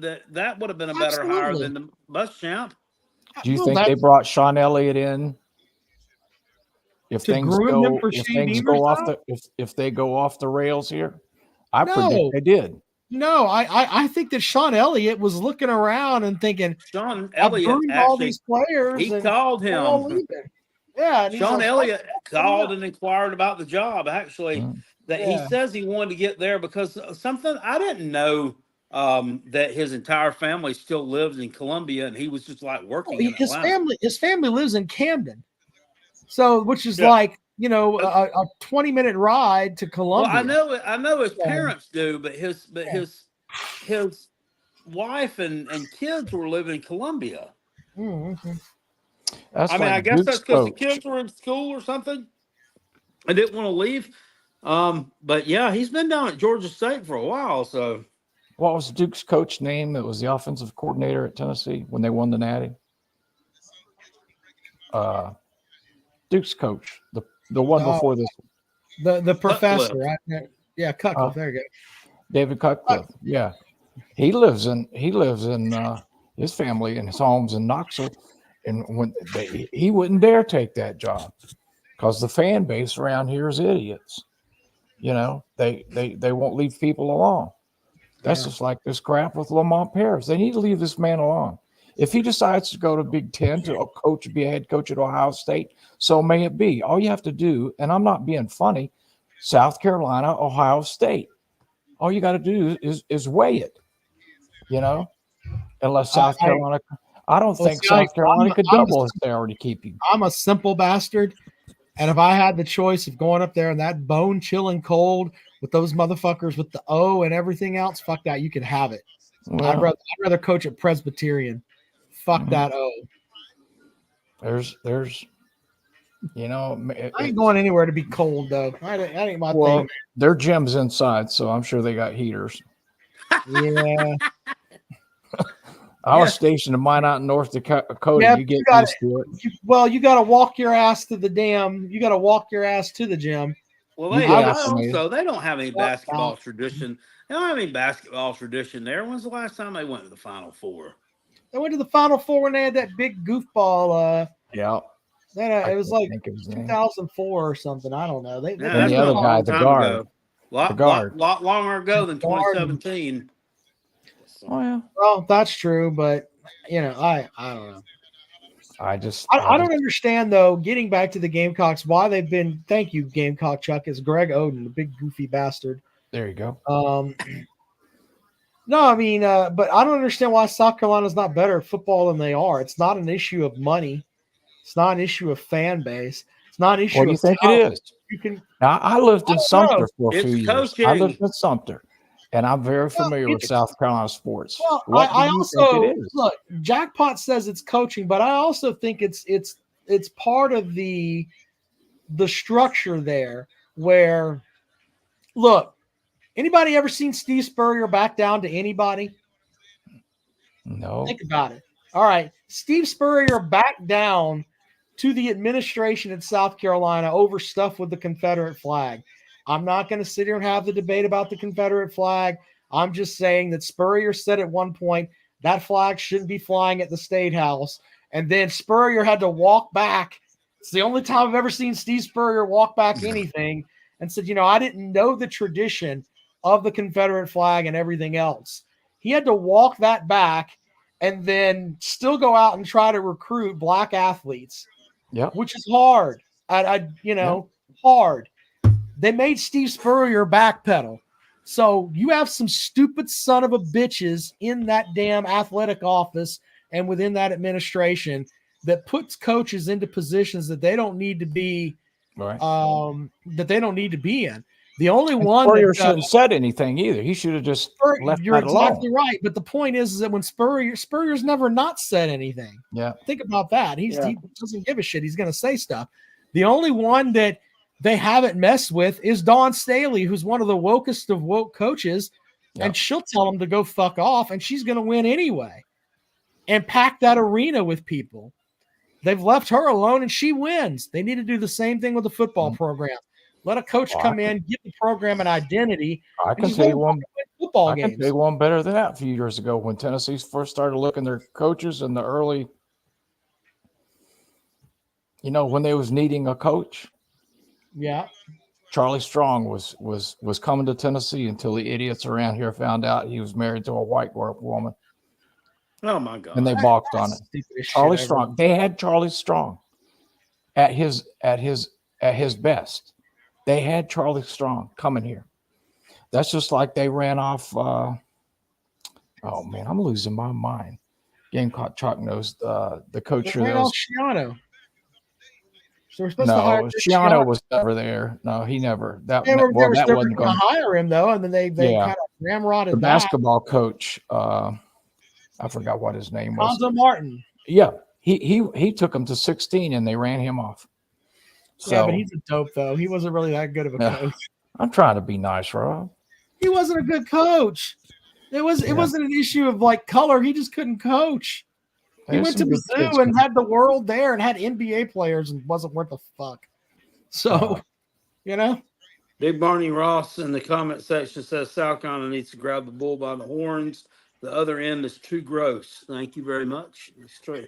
By the way, Big Barney Ross has an issue that maybe he could bring it up on the Kentucky Blue Balls channel, where for some reason it looks like his cows are fucking the deers on his land up there.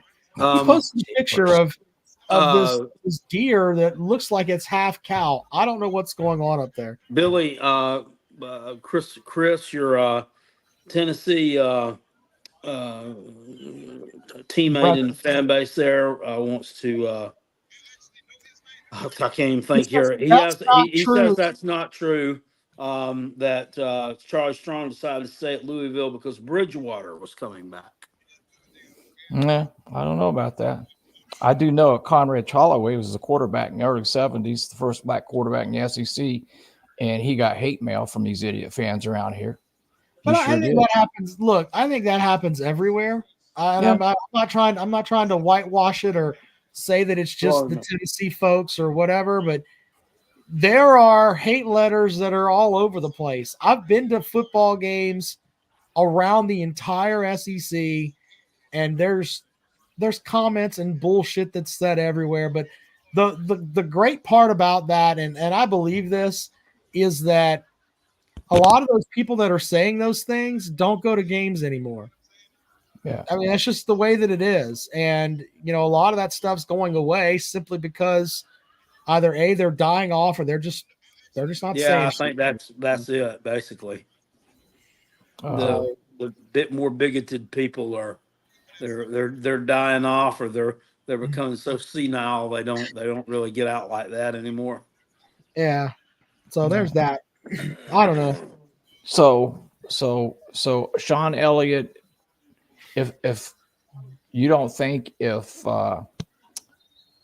things go Tango uniform, Rob knows what that means. Mm-hmm. Sean Elliott would slide in.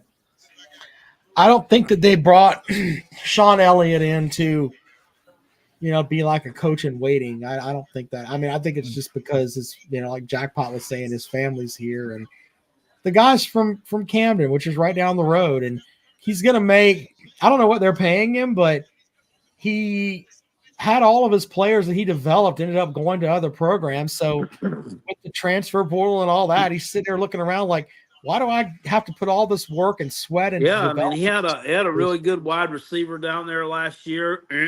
He upped his transfer portal, goes to Auburn, had a good running back, Marcus Carroll, that they developed.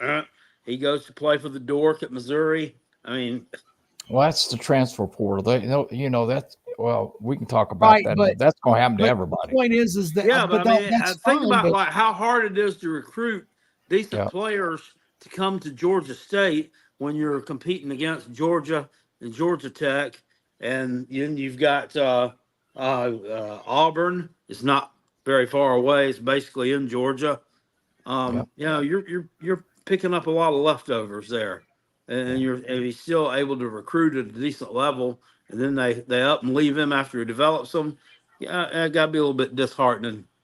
Well, that's what's wrong with the transfer portal. These kids go someplace, some no-name school or low-level school, have a great year. Look what South Carolina picked up. Look what South Carolina's coming in. MEAC champion this and MEAC champion that. Wait a minute. Hold on. Look what left South Carolina. Can we talk about that? Yeah. Where you had some players that made big plays at other Power 5 programs that at one point wore the damn Gamecock uniform. Imagine the South Carolina team last year with all those guys on that team. Yeah. I mean, that's a fair thing to think about, It's sort of like but none of them played offensive line, Rob. That didn't matter. I mean, you had some of those guys that could still make a difference, but I don't know. They wouldn't have made a heck of a lot without the offensive line. That's fair. But hey, I mean, you get what I'm saying. Yeah. But I mean, South Carolina's picked up some players too. This kid, this Mario Anderson. Yeah, this young man.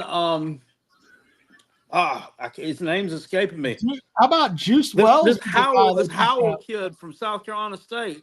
This kid was a fucking star as a freshman at South Carolina State. Imagine what he would be there this year. Probably all conference preseason selection down there. And then he's coming to South Carolina. He's probably going to be at best a damn third stringer. They better give this kid some carries. I don't think he come up there to sit on the bench. Look, and people talk about Rocket Sanders doing his thing up there. If Rocket Sanders comes and he has his he has his head up his ass a little bit, the young man down there from the MEAC may run over his ass, and Rocket Sanders will be on the bench talking about his vagina hurts, and he's got to leave. I think the kid. I think the kid from North Texas might be the best one out of the bunch, and then the South Carolina State kid. I don't know about Rocket Sanders. I'm nervous about. Yeah, he had that one really good season. He was hurt all last year. Right. That's the last thing we need. Billy, I gotta bring Chris in before we get out of here. What you got left, buddy? Oh, I was just going to ask you, is the track star, the good wide receiver, is he still there? He didn't leave. Harbor? Yeah, Harbor. He's still there? Yeah, he's still there. I'm surprised somebody didn't slip him some McDonald's bags. So I mean, be honest with you, he wasn't all that impressive. Well, yeah, that's true too. All right, thanks, guys. Well, I mean, would you agree with that, Rob? I mean, I was battling back and forth with some Maryland douchebag on Twitter about him. They were like, y'all came in and poached Nick and didn't do shit with him. Well, hell, the motherfucker dropped every damn thing they threw to him. Well, I still sound like I'm being weird here, but Mike Muse from Callaway said he's cross-eyed. Like we saw, he's actually cross-eyed. I'm not mocking the kid. I'm just saying maybe that affects his ability to see the ball. Who knows? Chris, welcome to the program. He needs glasses. He's got that Bojangles money. I don't think McDonald's money is going to pull him away. But I don't know, but Bojangles can't get their fucking chicken right. They may mess up his NIL. But no, my thing with Harbor, whenever everybody was after him, if you watch, I mean, he's a track star, but if you watch his track runs, he gets all his speed at the top end, and that's just not how football works. I mean, you got to come out the stocks as fast as the fast you're going to be, and he's kind of a slow starter, and he gets all his speed in the top end, and I think he'll be a great track athlete. I think he'll probably win an SEC championship or two for South Carolina. I don't know about the football field, but no, I don't know. Everybody's mad. Nick Saban, doing an interview with Chris Lowe, literally griping about collectives the day after, like, the kid from Michigan got announced by Alabama's collective before Hayes Fawcett or any Matt Zenith or anybody announced it. Like, they announced it. Like, how are you going to gripe about collectives in the school that you're fighting for is using the collective just as much as everybody else? It blows my mind. Respectfully, Nick Saban's retired, and he's earned the right to say whatever the fuck he wants. That's fine, but I mean, if he literally said he's running from the sport because it's changing, and all this stuff is happening because he wanted to keep the sport in indentured servitude for as long as he could, because, like I've said before, $50,000 in that Hellcat got you a 5-star quarterback. It don't do that anymore. Every quarterback they've wanted since NIL got introduced has went somewhere else. They wanted Arch Manning, somewhere else. Nico Iamaleava, somewhere else. They wanted Bryce Underwood. He's committed to LSU. They wanted George McIntyre. He's at Tennessee. They're not getting 5-star quarterbacks anymore because a Hellcat ain't going to pull it. Getting their daddy a job in Birmingham ain't going to do it. And so look, you what think you're Nick's saying, kind of being kind of a hypocrite? I think if you're going to sit there, if you want to kill collective, start with the one that's got an office down the hall from you. Don't sit there and say collectives need to die when your collective just got you the best safety in the transfer portal behind Caleb Downs. You lost Caleb Downs and you got the second best safety because of your collective, but collectives need to die. Sir, he doesn't have a collective. He doesn't need one for the game day. He works down the hall from it. Then get your office out of Alabama. If you got a problem with how Alabama's running shit, then get your office out of Alabama. Get completely disconnected from Alabama. He won't do it. He's not employed, though. They're not giving him a check anymore. They literally said he is employed. He's a advisor to the DA or the AD.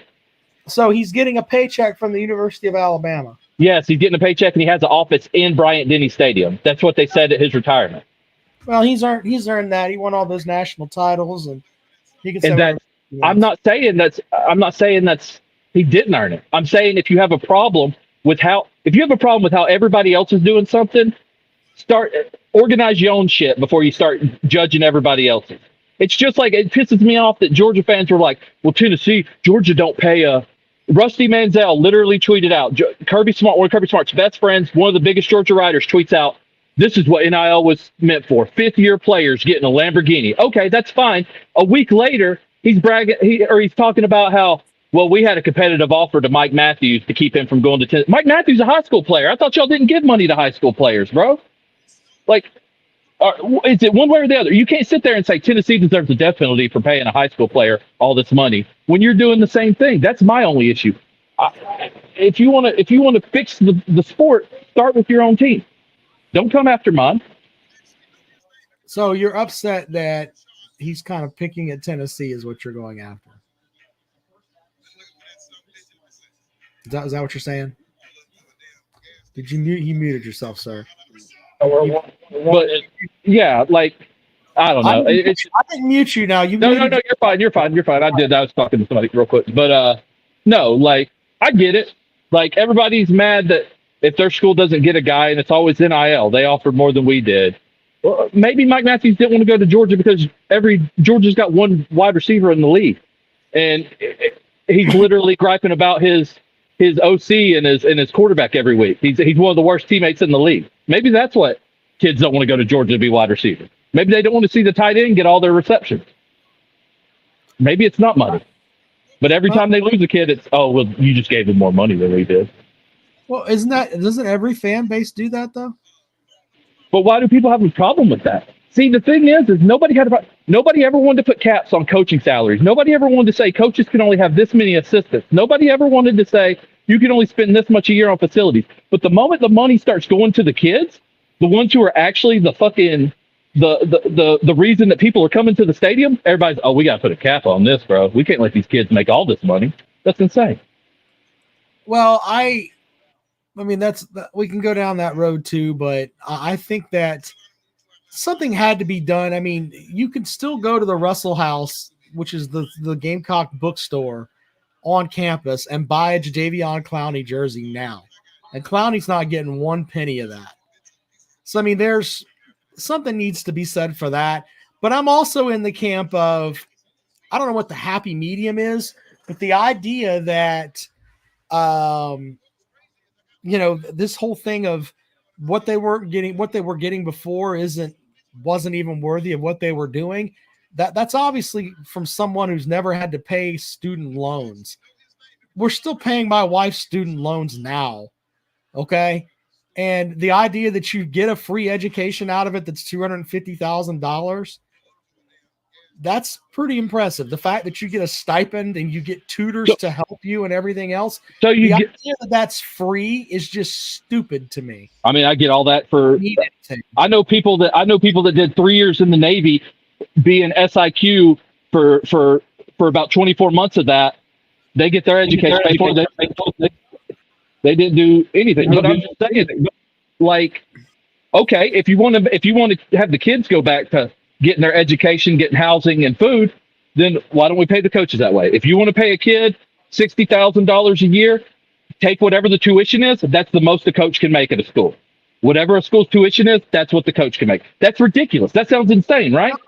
No, but I think that you should. I believe in the free market, and what a coach can bring you is what his value is. Then why does that not apply to the players too, though? Because we don't know what the value of the player is. You can bring in you're worth whatever somebody says you're worth, man. If Nico fails out, we'll say Nico gets his $8 million. If he busts out, is there somebody else going to give another quarterback $8 million for a minute? Probably not. Quinn Ewers got over $1 million to go to Ohio State and sit on his ass and do nothing. That was a Topps deal. That wasn't even an Ohio State deal. He signed a deal with Topps trading cards. That's where that deal. It's still an NIL deal where he got a shit ton of money to do nothing. And do you know DJU got a big deal to sponsor or to advertise Dr. Pepper? I guarantee you Dr. Pepper's not coming to another unproven quarterback to be their spokesman again. The market will correct itself if you let it. They won't let it, or they don't want to let it. They're probably going to have to. What you just said, though, was that coaches shouldn't make but X amount of money and a cap on them. That's not free market. I agree. I don't have a problem with free market, bro. I am libertarian as they come. I believe in the free market wholeheartedly. But I believe that if you're going to sit here and cap what a kid can make, you got to cap what a coach can make too, because that's the only way it's going to be fair. Fair to The who? coach is an employee. To everyone. If you want to make the kids an employee, that's fine too. But if you're going to cap what an employee makes, you have to Then cap they all can't be a employees. student. It's just crazy. Yeah. It's It's all a mess. I think they should get Yeah. something. they wouldn't The- if you the- capped what they could make, they'd be an employee, but you can't be an employee if you're a student. I mean, a lot of states have cap. Like the state of Mississippi, a public employee, the most a public employee can make is $500K. Lane Kiffin's technical salary is $500K a year. The other $7.5 million or whatever comes from a booster pool. That's how they get paid. So they are capped. But that's basically like if a kid gets paid $60,000 a year to play football at the University of South Carolina, and what's going to stop Bojangles? Their vice president of marketing, she's a South Carolina grad. What's going to keep her being like, well, I want South Carolina to be good, so we're going to pay every kid that comes to South Carolina $100K on top of the $60K they're already making. You can't cap NIL. That'd be like telling Tom Brady, yeah, you got a salary cap to play for the Tampa Bay Buccaneers, but you're only allowed to make this much from Nike or Under Armour or whoever. You can't do that. He can make $1 billion from them if he wants. The thing is, though, is that you're piping all this money to these kids, and the idea that it should be capped, I understand it on this front. We don't know how good these players are going to be. Arch Manning hasn't done shit at Texas. Let's just be honest. We use him as an example. Roscoe Crosby at Clemson. We can go up and down the field, up and down the line, and everything else. You don't know how great these guys are going to be. You are counting on the coaches that you're paying an absurd amount of money for to evaluate this talent and say they can come in and make a difference. That's why the coaches should be paid at a higher level over whatever these players are doing, because they're coming in as boys and they have to be turned into men. That's what the coaches do. So it's a completely different. You're comparing apples to kumquats. What if a coach does great at a MAC school? A coach is great at a MAC school, and then he's not proven as a Power 5 head coach. So that would be no different than saying he doesn't deserve any money until he proves he can do it on a Power 5 level. That comes back to your athletic director and his ability to figure out if a coach is worthy. You have to pay him, or somebody else is going to. But how is that not the same with athletes? If a kid is a stud in high school, what makes you think he's not worth the money to possibly be a stud in college? He could be a stud in high school, but that doesn't mean that he's going to be a stud at the college level. You have to be. It's the same with coaching. You could be a stud at MAC, but it doesn't mean you're going to be a stud in the SEC. It's no different. Look, you're worth whatever anybody says you're worth. The best X's and O's coaches at Wake Forest with Dave Clawson. He can't get away from there. It's the same theory with that. I mean, he should be getting the most money in the country just as far as what people say that he is as far as an X's and O's coach, but there's more to it than that. Right. Like I said, your value is whatever people say you are. People think if Tennessee gave Nico there's a hype that comes with a lot of these kids where they're built up where, oh my God, this is a 5-star player, but then he commits to South Carolina. Now he's a 4-star player because we're a suck dick magazine that says that if you don't go to Georgia, Tennessee, or Alabama, then you're fucking dumb and we're deducting a star. So that kid's NIL value goes down simply because some fat ass writer decides, oh, I know football and I've determined that he's a 4-star player, which happens every single year. So you're determining their value because some fat fuck like me says that he's a 4-star player, even though a couple weeks ago when there was a hint that he's going to go to Alabama, that he was great.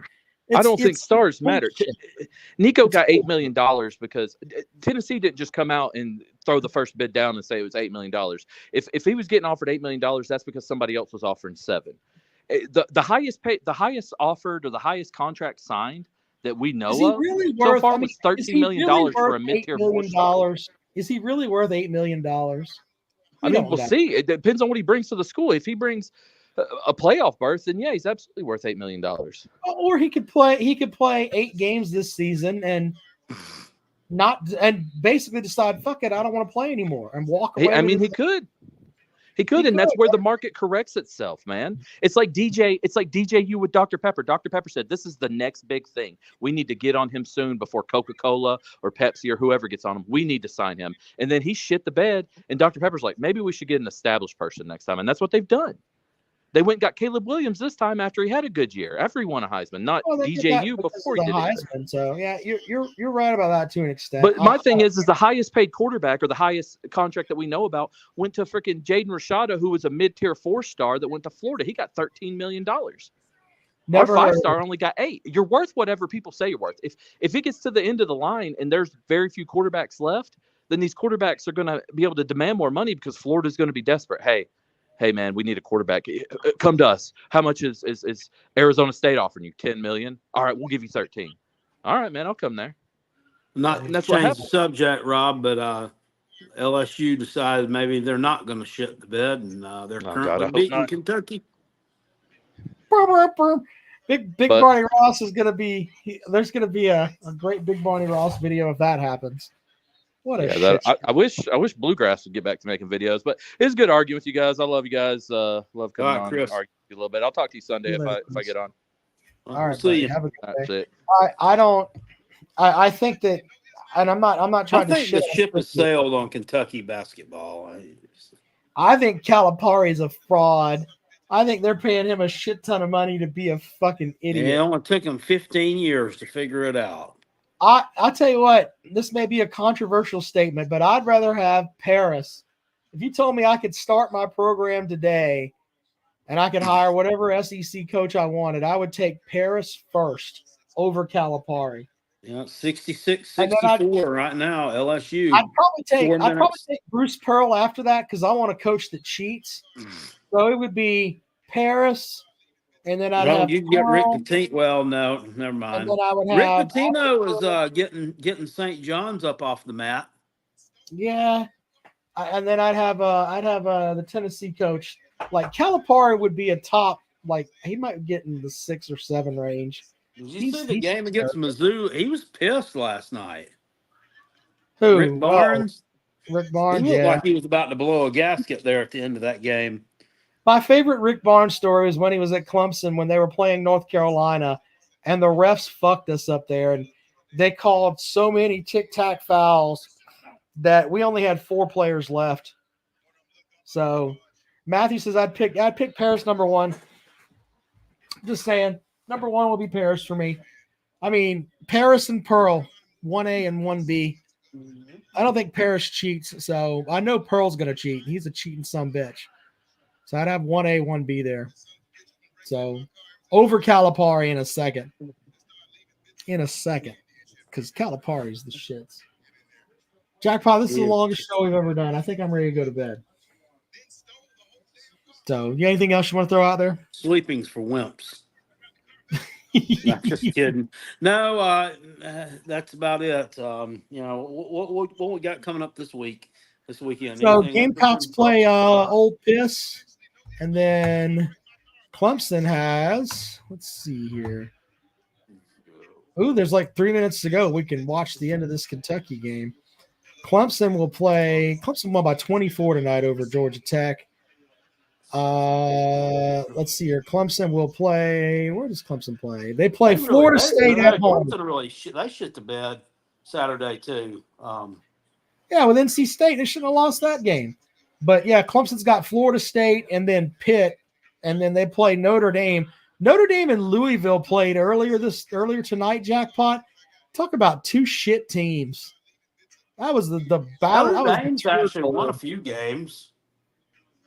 What I mean, Notre Dame? They're not as bad as it's like I thought they were going to be. I guess they're not as bad. Like Notre Dame lost to the Citadel. I'm just saying. I'm not knocking the Citadel. But Notre Dame's won 5 ACC games. Louisville's won 3 ACC games. Yeah, would you think that a team that lost to the Citadel would win 5 games in the ACC? Probably not. Very, very true, sir. But man, Louisville is just the shits. What a shit! Yeah, I don't know. Great? That program just really went down the shitter. What a mess. Who's their coach? Big Barney Ross, who's their coach? I don't know who their coach Not is. for long. Whoever he, but He's well thought of. Who is it? I don't know who their coach is. not for long. They've won like 6 games. Yeah, so look at their I'm looking at their schedule here. Here are they only have like 8 wins. They Kenny beat Payne. Kenny Payne. They beat UMBC 94-93. Oh god. They lost to the Choo Choos at Chattanooga. They Snake? beat Coppin State. Yeah, they so the Snake there. They beat them by they lost the Snake by 10. Oh, They God. did beat Coppin State, which Well, South Carolina can't do it. So that's what I'm saying. The last time Coppin State played South Carolina, Coppin State got in that ass. yeah. Texas, they lost to Texas by a point. Lost to Indiana by 8. They did beat New Mexico State. They beat Bellarmine. Bellarmine. Yeah, that's in Bellarmine. Louisville too. Oh, okay. Well, they beat them by 5. So I guess that's the battle for the city. Lost to Virginia Tech. They lost to DePaul and Arkansas They beat State. somebody no one's ever heard of, but jackpot. Who is Arkansas? I mean, Arkansas State. They lost to them by fucking 12. That's where Butch Jones coaches football. They They lost to them by 12. Yeah, they did. Holy They shit! beat Pepperdine by 22, so that's good. Lost to Kentucky, lost to Virginia, lost to Pitt. They did beat Miami at Miami. That game makes no sense. And then they went through the ACC crush here, losing to NC State, North Carolina, Wake Forest, Duke, Virginia, and Clemson. They beat Florida State. They beat Georgia Tech. And they didn't. They lost to Syracuse by 2. So they've been competitive, I guess, but they lost by 22 tonight. Pepperdine is they're the Waves, right? Yeah, the Pepperdine Waves. Yeah, they're famous for they were that 30 for 30 on the NC State team that won the national championship. Yeah. That had won. I mean, they lost. I mean, they were like 21-10 or something going into the NCAA tournament. They won the ACC tournament on like some miracle.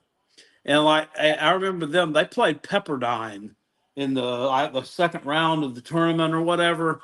And like it was like this is I don't remember. It's just like the biggest miracle that NC State was able to beat Pepperdine in like round 2, because all Pepperdine had to do was hit 1 out of 2 foul shots, and they had a guy on the free throw line that literally had shot like 96% all season. And this motherfucker misses both foul shots. And somehow NC State miraculously wins and continues the Cinderella run to the national championship. Miami beat Duke, or Duke beat Miami by 29. Ugh, what a shit show. Well, anyway, we'll see how that works out. Clemson plays Florida State, and then South Carolina plays that's a road game at Mississippi. Yeah, they're getting waxed right now by Mississippi State. Mississippi State's up by 4 with about 5 minutes to go here in the game. So we'll see how that game works out. I need them to win. Right. How much you need them to win by, Jackpot? You took Mississippi State? Whatever the spread is, I think it's 6.5. Oh, so you got Mississippi State minus 6.5. Okay. Maybe. We'll see how that works out. All right. Well, as always, we appreciate you guys. Thank you for checking out the show. Thank you very much. We'll talk to you later on.